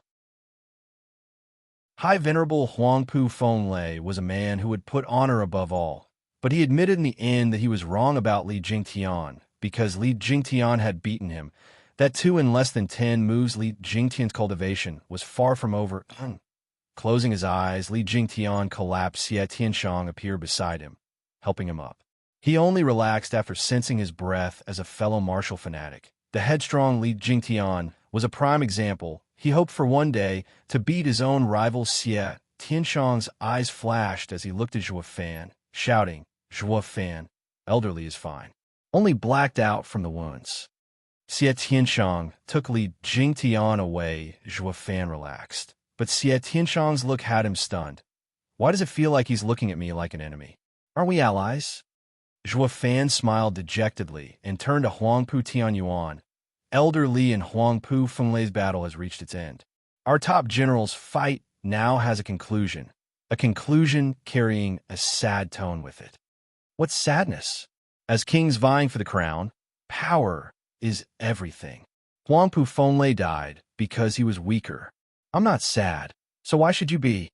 Huangpu Tianyuan snorted. Zhuo Fan sighed. I am not sad about your high venerable. Elder Li's story has moved me. A story about someone posing for decades, of how his showboating cracked at the seams in his final moments. It's true what they say, posers get thunderstruck. He got what he deserved. Shouldn't stewards would take heed then? Having the same style? Huangpu Tianyuan quipped. Zhuo Fan scratched his nose and nodded. Yeah, after Elder Li's lesson, I think it's best to not only kill those posing in front of me, but also those I'm posing to. Now that you mention it, Estate Lord Huangpu, have I ever posed with you around? Always, but can you kill me? Huangpu Tianyuan raised a taunting eyebrow. Zhuo Fan looked him right in the eye as the calm gave way to endless bloodthirst. He flashed in his enemy's face. Right hand glowing red. Huangpu Tianyuan found a punch already on his chest, reacting only as he was sent flying rumble. Huangpu Tianyuan slammed into 3 mountains, cutting them down to size. Huangpu Tianyuan ended up buried under all the rock slides. Zhuo Fan's grin contorted. I've yet to meet anyone who I've wanted dead, but who has survived. Estate Lord. Regent Estates sighed, shuddered restless. But there was no sign of movement from the rubble, just as everyone started to believe that he had kicked the bucket in one hit. An eerie cackle came. Hi, hi, hi. Zhuo Fan, is that all your mighty punch can muster? Zhuo Fan deadpanned. Sure enough, 9 Dragons Diamond Body isn't just a fancy name. Now, let us begin our fight, king against king. Chapter 446, Unbreakable Diamond Body. Chapter 446, Unbreakable Diamond Body. Roar. Dragonic cries echoed from the rubble. 8 of them. The dust around glittered as a golden glow reflected off it, flooding the entire sky. The thick dust had no chance of containing the mighty light. Zhuo Fan watched the display, fully on guard for anyone or anything that might jump at him. Bam. The rubble pile made of 3 ruined mountains erupted, sending rocks around at breakneck speeds. It took just a blink for the faint figure within that rubble to go from there. To overhear the sight of it sent everyone gasping. Calling it a human was putting it mildly. It had the head of a dragon, for sharp talons designed to claw the heavens, covered in scales, and with a steel-like whip to boot. That thing was a man-eating savage beast, 9 dragons diamond body, full body transformation, unbreakable diamond body. Zhuo Fan gasped, Huang Pu Tianyuan cackled. This is the pinnacle of dragon transformation. 4 dragon souls have become earth dragon claws, 1 earth dragon body, 1 earth dragon head, and the last, earth dragon tail. Zhuo Fan, you only have 2 strong arms, of which only one is an earth dragon claw. You stand no chance against the might of this unbreakable diamond body. You're finished. Huang Pu Tianyuan's eyes shined with bloodlust. Regent Estate side got fired up, except for Regent Estate's venerables. Everyone was in the dark about his state. Lord Huang Pu's newfound power focused on dealing with Zhuo Fan. Alone, the worry of how to deal with an exemplary freak like Zhuo Fan was now gone. Giving way to confidence, his state lord's indifference at High Venerable's death became obvious now. He had upgraded himself to the ranks of freaks. Regent Estate's morale was at an all-time high, with victory in sight. While this had the opposite effect on Drifting Flowers edifices, Veiled Dragon Pavilion, and Sword Marquis abode side, it went beyond their predictions for Huang Pu Tianyuan to come fully trained in 9 dragons diamond body. That made relying on Zhuo Fan to score a win for them somewhat problematic. Anxiety was building. Only Zhuo Fan was casual of the 9 dragon vein souls. 1 was his, and the 8 were right in front of him. But this guy has only used 7 in his transformation. Is there perhaps 1 more transformation? What will he turn into then? Taking in Huang Pu Tianyuan's monstrous visage, Zhuo Fan failed to see what other transformation could be added to it. He took this as a warning sign for what may come. The last dragon soul may very well be the move to kill me. All the more reason he had to force the enemy to reveal it, create a counter for it, and when this thing Zhuo Fan flicked his arms, Earth Dragon Soul, transformation, roar. The roar came from Zhuo Fan's left hand, glowing bright gold, and revealing the same claw that Huang Pu Tianyuan had 3 to spare. His right hand turned red as well, bringing out the power of Qilin Arm and Earth Dragon Claw. Huang Pu Tianyuan opened his sharp maw in a taunting laughter. Hey, like I said, you only have the Earth Dragon Claw while I have the unbreakable diamond body. It's time I bring back the 9th dragon soul where it belongs. Huang Pu Tianyuan was upon Zhuo Fan. In a blink, Zhuo Fan widened his eyes at the sheer speed. Just short of shift, he clawed with his left arm on instinct. Clang. The 2 earth dragon claws screeched on contact, locked in place. Grinning, Huang Pu Tianyuan revealed a savage look while holding Zhuo Fan's left arm busy. Zhuo Fan was clear on his plan, wanted to turn this into a contest of raw power, and with the old guy's entire body prepped and primed, like Gu Santong's, he had no weaknesses. While beside his 2 beast fists, Zhuo Fan was all human. Even after the grueling refining, it fell short to an earth dragon's body that made a contest of strength the worst choice, something Huang Pu Tianyuan insisted on. Snickering, Huang Pu Tianyuan had Zhuo Fan's earth dragon claw busy, while using another claw to slam his brain pan. Bam. This time the clashing sound came from the impact between Zhuo Fan's right arm with the Earth Dragon Claw. The pitch-black eyes looking at him dead in the eye made him clench his teeth. I'm more than clear on your left arm, though I am curious. How did you get your right arm to match the Earth Dragon Claw? Quite a fine specimen. I guess I'll just have to rip it out of your cold, dead body. Huang Pu Tianyuan's mouth revealed rows of fangs. Zhuo Fan snorted. Estate Lord Huang Pu, your sons were naive, and you're no different. If my head was such an easy target, I'd have long since lost it by now. But where the Emperor and Gu Santong failed, do you think you'll succeed? That only makes it vintage, becoming my life's prized trophy. Huang Pu Tianyuan laughed, his left Earth Dragon Claw tightening on Zhuo Fan's Qilin arm. Zhuo Fan fumed inside. He tensed his arms to get away, but found them in a vice. Huang Pu Tianyuan laughed. Even if you use an Earth Dragon Claw like me, I am a peak Radiant Stage cultivator, while you are a stage short. Now that you're going nowhere and your arms are locked, you're like a gimp. But even without these 2 arms, I can still take your life. Huang Pu Tianyuan unhinged his jaw and bit on Zhuo Fan's head. The whistling wind between those sharp fangs made Zhuo Fan shiver. His allies were shaking with worry. Zhuo Fan was pinned down and had no place to dodge. Huangpu Tianyuan had to just clamp down, cutting short his life. In this war, Zhuo Fan squinted, his brow soaked, waiting for the last moment as he stared into the mouth of darkness and found the tooth decay of logic festering therein, before ducking his head. Bam! The snap of those fangs rattled the ears of everyone, while almost blowing out Zhuo Fan's eardrums. It was a testament to its savage power. Zhuo Fan sighed relieved. Unlike the tense audience, he had made a lucky escape, but his position was still very much precarious. His hands were still in deadlock, making him easy picking for the monster looming above. Zhuo Fan struggled, but those arms just wouldn't budge. Huangpu Tianyuan toyed with him. Steward, everyone reaches their end, and today it's yours. You dodged my bite from above, but how will you escape when I attack from below as well?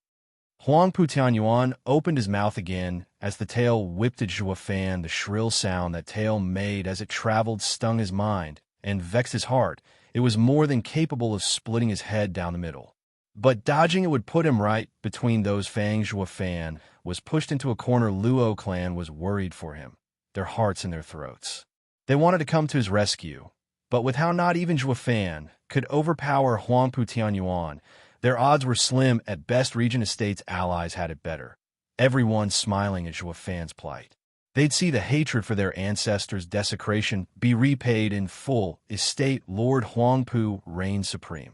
Yuan Shan and others got to an early celebration, but in the face of such a problem, while tied and facing the jaws of death, Zhuo Fan showed no fear. Maybe his flashing right eye had something to do with it. Chapter 447, Stompia. Chapter 447, Stompia. Divine Eye of the Void's first stage shift. Whoosh! Zhuo Fan appeared 100 meters away. Just as Huangpu Tianyuan chomped down, with another resounding snap, the tail swept in tandem, cutting the air with such force. A shockwave flew at a lonely hill a kilometer away, whipping it out of existence. The people tensed up at the overbearing display of power. The slightest twitch from that tail will have any one of us gone from this world, just like that hill. Zhuo Fan's eyes were fixed on the ghastly creature. Rejoicing at his timely escape, he had Divine Eye of the Void to thank for the lucky break alert, as he was against 9 dragons' diamond body. Facing, it was still deadly. The earlier display was enough to make his skin crawl. That's what got him so confident that he can handle me and Gu Santong once he got the Bodhi root. Zhuo Fan settled his frantic heart with a long breath crack. Turning his head, Huangpu Tianyuan's neck let out snapping sounds, mocking, "Ah, almost forgot you have that as well. You're fast, sure, but are you faster than me?" Huangpu Tianyuan flicked his tail and was on Zhuo Fan in a blink. Zhuo Fan saw 2 claws going for his head and the steel tail coming at him again. Zhuo Fan's eye flashed golden again, and he was gone. But just as he appeared, Huangpu Tianyuan flicked his tail to be in his face moments later. While Zhuo Fan was popping all over, Huangpu Tianyuan was with him every step of the way, leaving no room to even breathe. Everyone was a bundle of nerves watching him go. It was a first to see the ever-cocky Zhuo Fan being on the run, taking with him the confidence they had in winning this war with Zhuo Fan on the run. Who else was left to deal with Huangpu Tianyuan? Zhuo Fan was overwhelmed as well. No matter where he went, the guy was there to welcome him, putting the squeeze on him more and more. It worked to show that his Divine Eye of the Void had room for improvement. His training lacking. Yuan Shan and the others were overjoyed, grinning from ear to ear. 2 blue wings sprouted from Zhuo Fan's back. Sea phantom wings, their bluish glow spread, and Huangpu Tianyuan felt his mind slowing down, his view becoming hazy. But as he had trained in 9 dragons' diamond body, he was a peak radiant stage expert and had the soul to fight back the illusion, but it proved to be a delay enough for experts of Zhuo Fan's caliber. This is my chance. Zhuo Fan used this gap to use his red right arm to punch. Bam! Huangpu Tianyuan was blown away. Zhuo Fan's mouth curled up, but then his face froze and trembled. In no way. The mighty Qilin arm actually rumbled. Huangpu Tianyuan tumbled in the air a few times before getting upright again. He looked at his chest and grinned. There was a faint imprint there, but nothing he couldn't handle. Hi, hi, hi, Zhua Fan. Is that all you could muster after finally catching me open? Humph, that barely even tickled. Huang Pu Tianyuan cackled, with his allies tooting their horns in tandem, drifting flowers edifices, and the rest were only getting glum. Huang Pu Tianyuan was like an unbreakable monster, robbing them of any chance at victory, even if they got lucky enough to take a shot at him, since besides luck, one had to target his weakness, scoring them the win. But Huang Pu Tianyuan didn't have any weaknesses. Zhua Fan's side was in the pits of despair. Shadow King, Sima Hui, and Feng Xiubai, the innocent bystanders close by, were speechless. We all since Huang Pu Tianyuan was reborn, but never imagined he'd train in Nine Dragons' diamond body. Zhua Fan can't do anything. Shadow King sighed. If this keeps up, it'll be Regent Estate's victory. And Huang Pu Tianyuan becomes our greatest threat. Sima Hui sighed. We would have lent the Luo clan a hand earlier if we had known. But now Huang Pu Tianyuan has an overwhelming position, and this will only make dealing with him harder. The others nodded, and Feng Xiubai said, Gu Santong may be the only one who can fight him. But ever since he went after Zhua Fan, the bugger has gone missing. Maybe Zhua Fan finished him off. Shadow King snorted. The kid is tough, but a child at heart. With Zhua Fan's schemes, even being weaker he'd have supreme advantage. It'd be simple to kill him in some way or another. Without Gu Santong, how are we supposed to deal with Huang Pu Tianyuan? We were supposed to work with Huang Pu Tianyuan to nab Zhua Fan, and then get him later. But now, even if we team up with Zhua Fan, the Nine Dragons' diamond body isn't easy to surmount. All we can do is watch. His Majesty's plan already has deviations. Sima Hui sighed. Shadow King nodded. Don't be so sure. We still have 2 more people. Who? Sima Hui asked. Shadow King's eyes flashed in anger. His Majesty's 5 divine dragons are real, and he does have 2 experts back in the imperial capital. They were tasked to constrict Gu Santong, but by the looks of things, they'll be going against Nine Dragons' diamond body. What? The 2 cried. These 2 divine dragons were in the dark about this. While Shadow King knew them, quite well judging by his tone, Shadow King smiled at their bewilderment and recalled out loud. They're old friends of mine, in a way, and more than worthy to be called divine dragons. It's natural to not know about them since you came later. Wouldn't you have been quicker to leave His Majesty's side otherwise, knowing he'd be defenseless? The 2 exclaimed, it's all part of His Majesty's plan. But they've been by his side for so many years, yet the Emperor not once let it slip about the extra 2 divine dragons. It went to show how uneasy he felt about them. The 2 sighed, souring inside. Back to Zhua Fan, he glared at his enemy, plans running wild in that head of his. His right arm shone brighter. Hey, they still won't give up? Stop wasting time. I am invincible. You can struggle all you want, but your destiny is to lie dead at my feet. Zhua Fan, there's no getting out of this one. Huang Pu Tianyuan's eyes flashed with savagery. Zhua Fan snickered, flicking his shining red arm. Who can tell? Since my punch does nothing, I'll just have to stomp ya. Stomp. Huang Pu Tianyuan glanced at his legs in derision. You only have powerful arms. You think your puny legs can do what your arms can't? We won't know until we try. Humph. Zhua Fan's twisted smile came. Huang Pu Tianyuan's common sense was tingling, but seeing how Zhua Fan's latest tricks were for naught, he had stopped paying it any attention. No matter how sly and slippery Zhua Fan was, in the face of true power, it was all moot. Huang Pu Tianyuan swished his tail and shot for Zhua Fan. The latter used shift to pop 100 meters above. Huang Pu Tianyuan flicked his tail to go after him. Just as Zhua Fan's mouth curled into a creepy smile, his red right arm smashing down at him, Huang Pu Tianyuan scoffed, using an earth dragon claw to block on contact. The red fist exploded in size, changing its shape from a fist into a spiritual beast's hoof in the face of the rippling winds. The ridiculous power and boundless might. Huang Pu Tianyuan knew he had fallen for a good with Zhua Fan. Coming from above and him from below, it was far too late to dodge. The red hoof even brought along a sense of danger. He hated himself for not keeping his guard up around this punk. Zhua Fan was laughing. Huang Pu Tianyuan, I'll trample those old bones of yours. Tangible projection, soaring Qilin leg.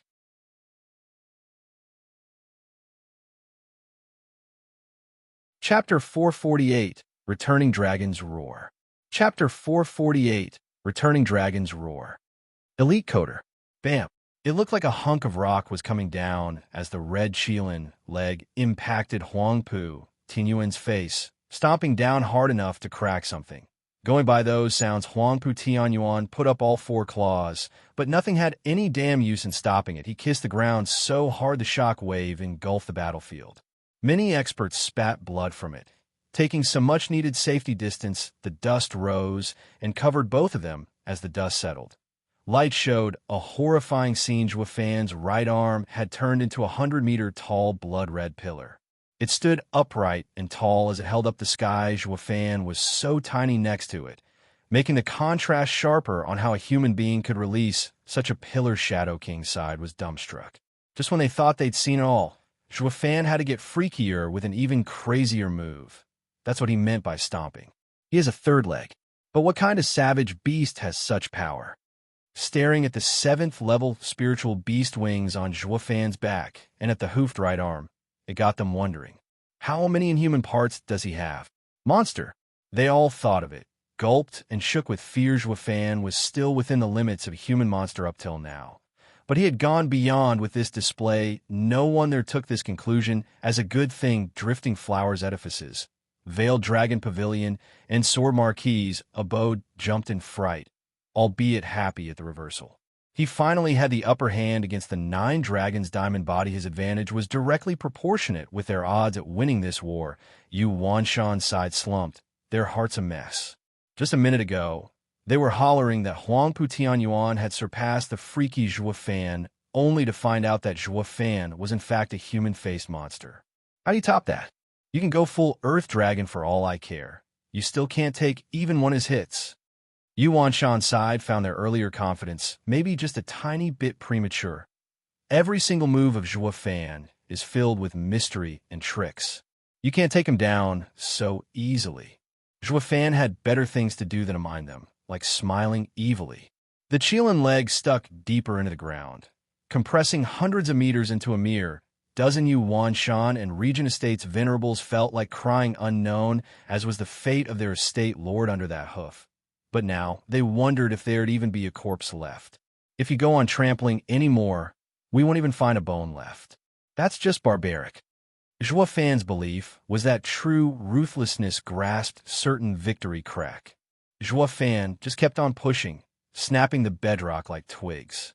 Each sound only helped drive fear and dread into Wanshan and allies. Drifting Flowers edifice's side was glad Zhuofan had made a comeback, but even they found it hard to see him still going at it. Dude, take it easy. Do you have to turn him into a bone meal? Zhuofan's capacity for cruelty was only in relation to Huangpu Tianyuan's danger. He wouldn't leave the enemy the slightest chance. He had to finish him off. This ought to do it. Zhuofan's arm glowed red and returned to being an innocent arm peering into the hole. He was speechless. The bedrock was turned to powder under the Qilin leg power, and a man everyone knew rested in the middle of all the sand. Albeit cracked all over, with blood leaking, it was safe to say that he was barely breathing. He's still alive despite Qilin leg's full power? Zhuofan gasped. Everyone had witnessed the might of the Qilin leg, and now they bore testament to the tough 9 dragons' diamond body. The guy's freaking tough. Cough. Blood spewed with every motion from his nose and mouth, ears and eyes. But Huangpu Tianyuan got his feet under him, laughing. Zhuofan, I definitely didn't see that one coming. But even with that killer move, you still can't take me down. To hell with you and your body. You're now broken and wounded.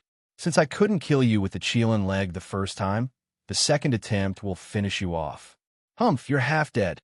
Zhuofan's eyes flashed. Huangpu Tianyuan only laughed harder. Half alive is more like it. Did you forget already? My 9 dragons' diamond body has reached this step with the help of Bodhi Root. It's not just tough, but unbreakable. Huangpu Tianyuan made a sign and barked. 9 dragons' diamond body. 8th dragon's soul transformation. Returning dragon's roar. Roar! Under the shocked looks of everyone, a green dragon soul shot out of his body and roared as it circled above him. Green lights fell upon him, healing him to perfection, not even leaving a scar as the scales knit back together when the dragon's soul returned back inside. He was now the very picture of health. Shuafan's eyes trembled in shock. The ascending dragon fused with the Bodhi root and gets this bastard back to full health every time he's damaged.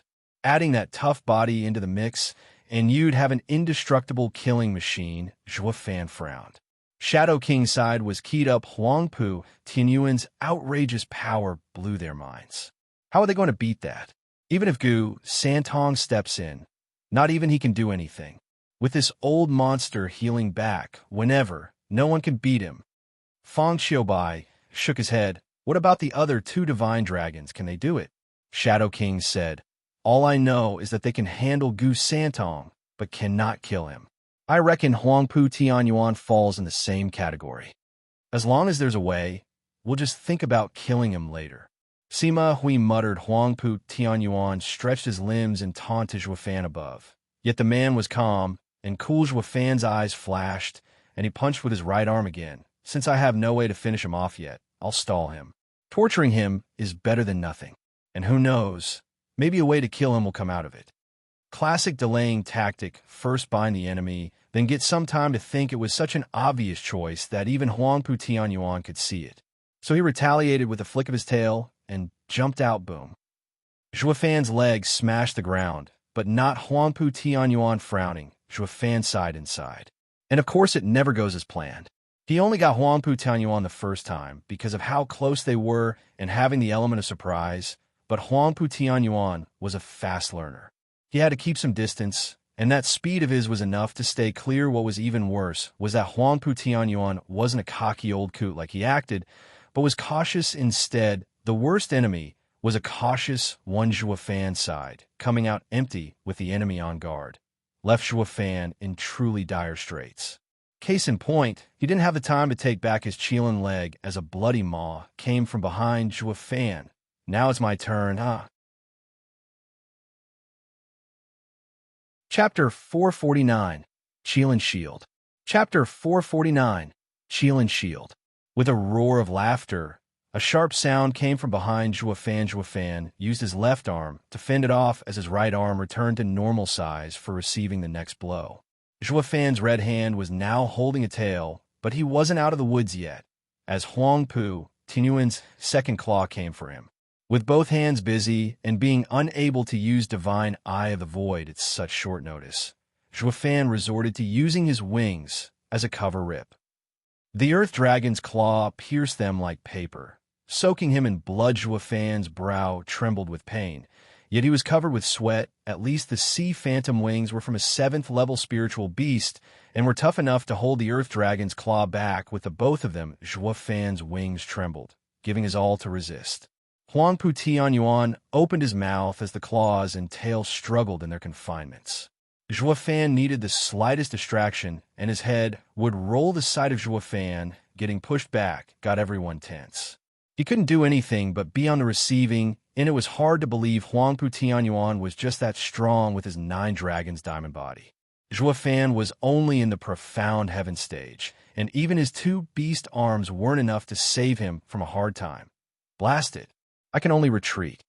Zhuafan sighed, not liking it one bit, as his eyes shined golden. Huangpu Tianyuan could see it clear as day that he wanted a hightail away from the battle with Zhuafan's cunning. Falling for his tricks once was bad enough. He had to finish him off now. When he had the upper hand, who knew what this guy might cook up the next time around? Zhuafan was weak here and now, but his endless bag of tricks made him unpredictable. If by some miracle he escapes this time, it'd be even harder to beat him next time, and he needed to deal with Zhuafan fast. There was the Imperial family to consider as well. Leaving Zhuafan alive now would be cutting his own feet in his fight with the Imperial family. This has to end now. Huangpu Tianyuan's eyes flashed with bloodlust, making even Zhuafan shiver, but that wasn't important, as the golden halo and as I promised safety. Huangpu Tianyuan, since I can't beat you, we'll be sure to meet again. Zhuafan snickered as he poofed away home. The ripple was faint, and where a peak radiant stage expert might fail to pick it up, a nine dragon's diamond body could. His creepy ears flinched, and Huangpu Tianyuan mocked. Hi, hi, hi. Fat chance, Shuafan. Nine dragons diamond body, earth dragon wave. Roar. Huangpu Tianyuan howled at a spot 1,000 meters away. A beam of yellow shot from his maw. Just as Zhuofan appeared, panting, Zhuofan cried inside. But it was too late. Boom. The explosion shone bright, and Zhuofan caught the yellow pillar right in his chest. He paid a summary visit to the bowls of 5 mountains before being buried under their rubble. There was so much dust that it formed a hurricane. It soon cleared and revealed everything in ruins. A red trail came out of the rocks like a bloody spring and robbed any hope of Zhuofan being alive. Steward Zhua, Qiu Yanhai, and the rest panicked. Drifting Flowers Edifices and Veiled Dragon Pavilion were also worried. Huangpu Tianyuan mocked. Dragon Vein Soul is a guardian spirit of the lands. Since I train in the Nine Dragons Diamond Body and am also in the Earth Dragon form, I can pick up any changes in the area. Messing with space around me is like painting a target on your back. That Earth Dragon wave is my true power. Not even the Earth Dragon Claw can handle it, to say nothing of getting hit squarely in the chest. He's dead beyond any doubt. Huangpu Tianyuan is invincible. Yuan Shan side-cheered while the Luo clan paled, their hopes seeping out of them like the blood from those rocks. Huangpu Tianyuan's declaration wasn't just a brag. Steward Zhua had the worst luck this time. But without him, what were they supposed to do? Despair set in faster than they could accept it. Huangpu Tianyuan only had eyes for Zhuofan. To a peak radiant stage expert, only he mattered. The rest were mere flies as long as Zhuofan died. Everything else would be foregone conclusion. He had a firm grasp at victory already. Fang Qiubai side, lamenting and shaking their heads. A mighty character like Zhuofan ended up getting one shot by Huangpu Tianyuan. This power is outrageous. Sima Hui watched the monster with fear. Shadow King sighed. Nine Dragons Diamond Body having a tough body was bad enough, but with the Bodhi root, he's invincible. He's worse than Gu Santong. I wonder if those two and I can fight him off. Senior, that's not all. When Gu Santong wrecked Tianyu, he did it alone. His fists were too few to handle so many and ended up limited. But Huangpu Tianyuan wants the world. He is both an army and power. It will be far harder than Gu Santong. Fang Qiubai, said the others considered, and sighed again. The battlefield turned quiet, with all fighting stopped, and everyone turned towards Huangpu Tianyuan, either in fear or joy or respect. But to Huangpu Tianyuan, neither allies nor enemies mattered ever since killing Zhuofan. He understood one thing from those worshipping gazes. Allies or enemies meant nothing. Only ultimate power mattered. With enough power, no one could touch him. With enough power, no one would question him. Ha ha ha. Laughing, Huangpu Tianyuan flew to Zhuofan's tomb. Roaring, Zhuofan, it's time you return the last dragon soul. I want to reach the ethereal stage, becoming the first in Tianyu. Before reaching the mound, a wave from the rubble caught him. First, Huangpu Tianyuan halted, looking in the sky. Zhuofan, how are you still alive? Zhuofan was up there the next moment, albeit pale, bloody, and out of breath. His chest sported an extra large hole, as well. How convenient that it never went through him completely. He was only heavily wounded, but still alive. Qiu Yanhai's side. Zhuofan's very existence kept hope alive. What trick did you pull? That Earth Dragon wave had the power of 8 dragon souls. Those hands might have saved you, but anywhere else it hits, it'd run through you and blast you apart. Even if you used the 2 arms to defend, the shock would have wrecked your body. How is it that you're barely wounded?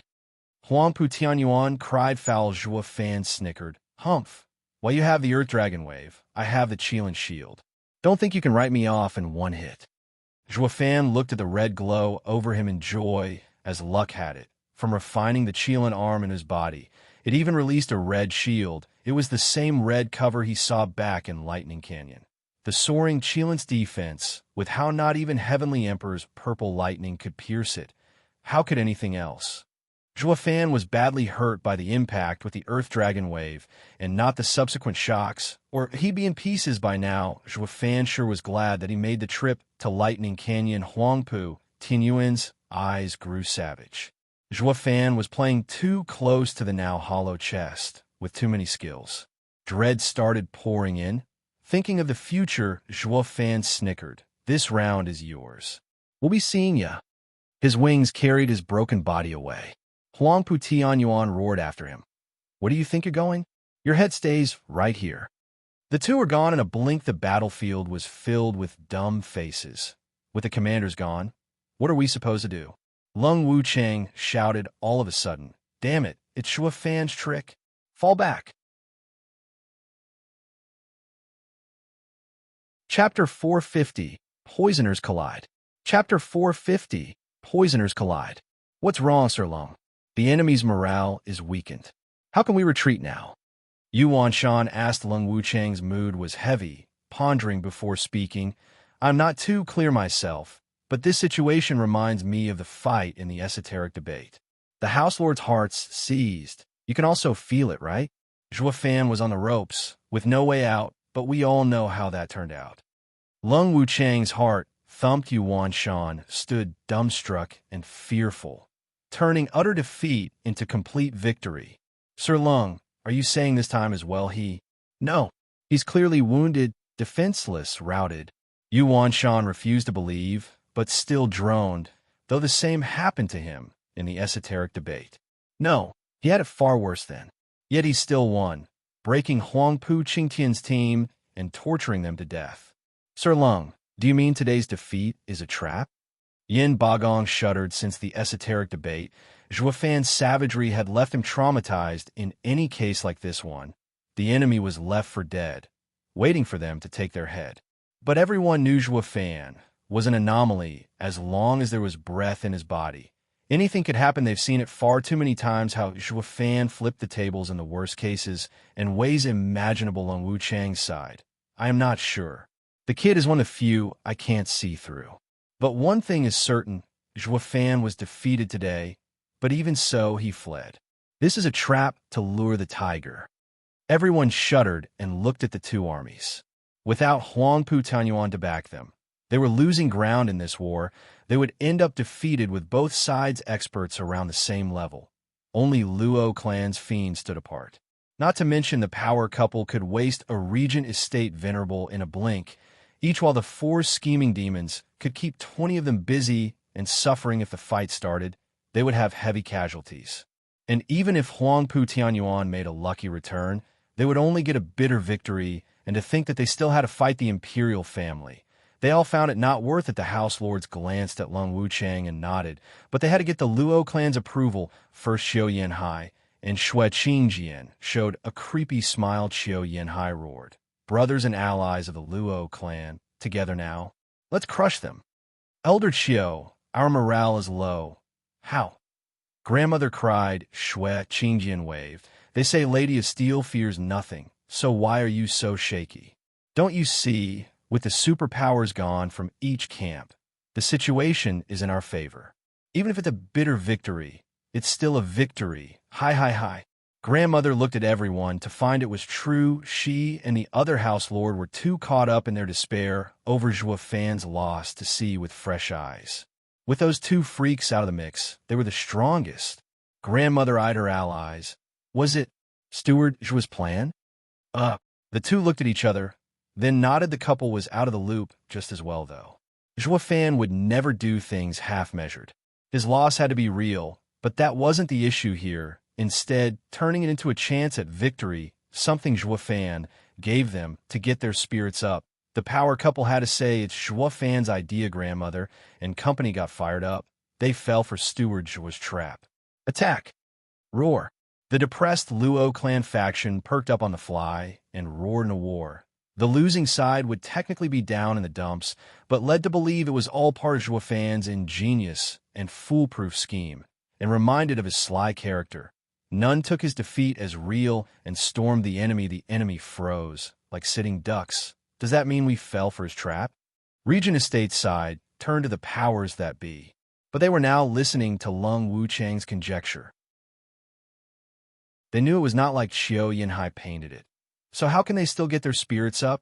Those leaders joined them in putting on the same dumbstruck face Regent Estate faction's morale hit rock bottom, with some even believing that the estate lord was now Zhuo Fan's punching bag in a convoluted scheme of his estate lord was tough, but nothing could stand Zhuo Fan's freaky mind games. Wasn't the eldest young master toyed to death in a 4 versus 1 battle? Everyone paled, their hearts sinking and losing all hope while the other side was roaring to go. Looking at them like a bunch of sheeps waiting for the axe to fall, Yuan Shan cursed. For God's sake, how the hell did it come to this? It's too late to fall back now. They'll hunt us down. It's better to fight. Is Estate Lord Huang Pu so dull as to not see such a simple trick? Yeah. How'd he get duped by such an old trick? Lung Wuchang sighed, but he knew the truth. Huang Pu Tianyuan was never duped, but was only taking a calculated risk. Zhuo Fan was a bigger threat than the fate of this battle. Regent Estate's experts might die here today, but as long as Zhuo Fan fell, it was a win. His book. He was overconfident in his 9 dragons diamond body, thinking of himself as unstoppable estate lord. Has the taste of victory gone to your head? Did you forget about Gu Santong 300 years ago? Lung Wuchang sighed. The armies clashed, rainbow cloud palm. Yin Bagong in the lead unleashed his poison mist to gain the advantage, but his efforts were met with another poison mist from the Luo clan, pushing it back. 9 poison fantasy palm. Yin Song roared. The mist vanished and appeared every now and then, making defense useless. It not only absorbed the rainbow cloud palm, but even poisoned many experts, to the point that even Radiant Stage experts took a breath of it at some point, getting their power cut. What poison art is that? Yin Bagong stammered. Yin Song snickered. Hall Lord, time sure flies, eh? Do you perhaps find Steward Zhuo's 9 poison fantasy palm a bit stronger than Pill King Hall's rainbow cloud palm? Damn traitor, you dare show your face to me? Yin Bagong cursed. Yin Song grinned. Yin Bagong, I never fought you out of respect, but after leaving Pill King Hall, how did you treat my disciple? Today we'll settle all debts. Debt? The both of you are Pill King Hall's traitors. I will kill you where you stand and cleanse my house. Yin Bagong shot for Yin Song, who did the same. Boom. 2 palms clashed, and the poison spread so far that everyone moved 1,000 meters away. They knew the rainbow cloud palm all too well and had no trouble dodging it, but in 9 poison fantasy palms case, with its endless variations, it was impossible to defend all 81 poisons from seeping in. In seconds, Yin Bagong was riddled with 5 colored spots. Poisoned and in pain as a fellow poisoner, he knew the hellish power this move had, but with how this move was stronger than Pill King Hall's, along with its eerie movements, he failed to stay clear, ending up losing power as he was poisoned. The more he fought, the worse it got, and the tears welled. Where the hell did Yin Song get this art? Wasn't Pill King Hall the best in Tianyu when it comes to poison and pills? His face fell as he recalled every Luo clan's expert's unique and amazing art. Yin Bagong knew Zhuo Fan was a monster. Is he a living library or what? How the hell does he come up with so many cultivation methods, and even a poison one at that? A damn conniving deceiver. Yin Bagong cursed as his face fell. He knew the poison ran deep within him. Chapter 451. The Turning Specialist. Chapter 451. The Turning Specialist. The armies smashed into each other like floods. The side who pushed the other, who pressed their momentum, would soon gain control over the entire battlefield, a role most suited to a poisoner.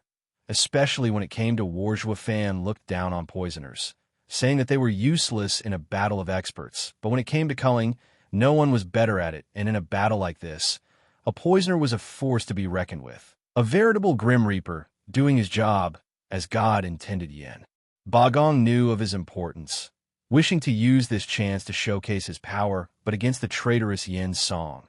His chance was gone, and he had instead suffered from poisoning himself. In a cruel twist of irony, it only worked to shame him further. The great Hall Lord using poison to kill others was now being served the same coin. And Yin Song's poison wasn't limited to affecting him, but Regent Estate factions experts en masse. If he pulled back now, there'd be nothing left of his name to speak of. Yuan Shan watched the poison mist as he retreated. A dozen Radiant Stage experts, confident in their strength, pushed through it to take Yin Song down. He had to die for their army. To survive Luo clan's power, couple entered the scene, midway pushing these oldies back with miserable faces, and that wasn't even half of it. What got them so wretched and wishing they could tear the two piece by piece was that Luo clan in its entirety had inherited Zhuo Fan's expert turning skills with the fall of Hell Valley. Pill King Hall and Mary Woods, Luo clan had bolstered their elder ranks with every fallen house. The venerables and elders who did not crack under Zhuo Fan's masterful silver tongue promises ended up as an example for those who did, but some stragglers were bound to have escaped the destruction of the houses and returned to their house lords. It was all good and well, so far, with these new elders being quite close to each other, and Yin Song's poison to clear a path. Once Luo clan had the upper hand, they followed Zhuo Fan's vile plan into striking their hearts, and not chase a vanquished enemy when push came to shove. These experts would choose self-destruction, and that would have been a far worse scenario. So before the war started, Zhuo Fan taught them to target their minds, appeal to their compassion and friendship. The best plans so far, and so, within the cruel battlefield, some very touching and sappy reunions cropped up in remote corners. Brother, why you turned over to Luo clan? Hell Valley's third venerable looked at the other in shock. I thought Zhuo Fan had you killed 3. The ex-high venerable of Hell Valley sighed. It's a long story. All in all, we're with the Luo clan now. Zhuo Fan is a tyrant, but as long as you don't anger him, he has quite the respect for us. And he even welcomed us with cultivation methods the likes of which Tianyu has never seen. We are certain that in 50 years we can enter the ethereal stage. What? The third venerable stood dumbstruck. Brother, didn't you say there's no chance for us to reach it with our talent? Ah, that was earlier, with Hell Valley's limited resources. But after getting to know the Luo clan, I realized that those 7 noble houses are nothing but ignorant whelps. Luo clan has a far bigger legacy than even the imperial family. There are rare ingredients piled up in mountains and countless rings. Vicious Pill King Yin Song's only job is to take some alchemy disciples and bake in the pill house. They even use 6th-grade ingredients to raise the success of making just 3rd-grade pills, 100,000 of them. A true waste, such money bags. High Venerable praised, 3rd Venerable was stunned. Why is a 3rd-rate clan so awesome? With their stuff, no one in Tianyu can compare. It's like they've harvested the nation for 1,000 years. High Venerable turned serious. Old 3rd, we each have our lords. I hate for being the one to hurt you, brother, and can only present you with 3 choices. Leave and live in seclusion far away from here. Stay, and I will have no choice but to fight you, or join Luo clan and live together with your brothers. That 3rd Venerable was conflicted, since you do not want to join us. I can only hope you'd leave. We four have worked together for so many years. I'd hate to see my brother's bloody face. High Venerable shook his head. 3rd Venerable waved all over the place. Oh, no, elder brother, you're wrong. I just want to ask, are you for real? 3rd Venerable's eyes shone with greed. Of course. Have I ever lied to you in all these years? High Venerable stuck his head out. Old 3rd, Zhuo Fan is a master tactician and already has a plan in place to handle everything. Did you really think Regent Estate was going to win?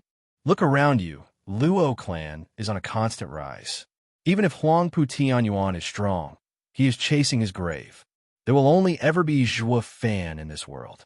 He has destroyed all houses in Tianyu, even his allies. High Venerable whispered, Steward Zhuo has set up the Luo clan as the biggest, making it the supreme power in Tianyu.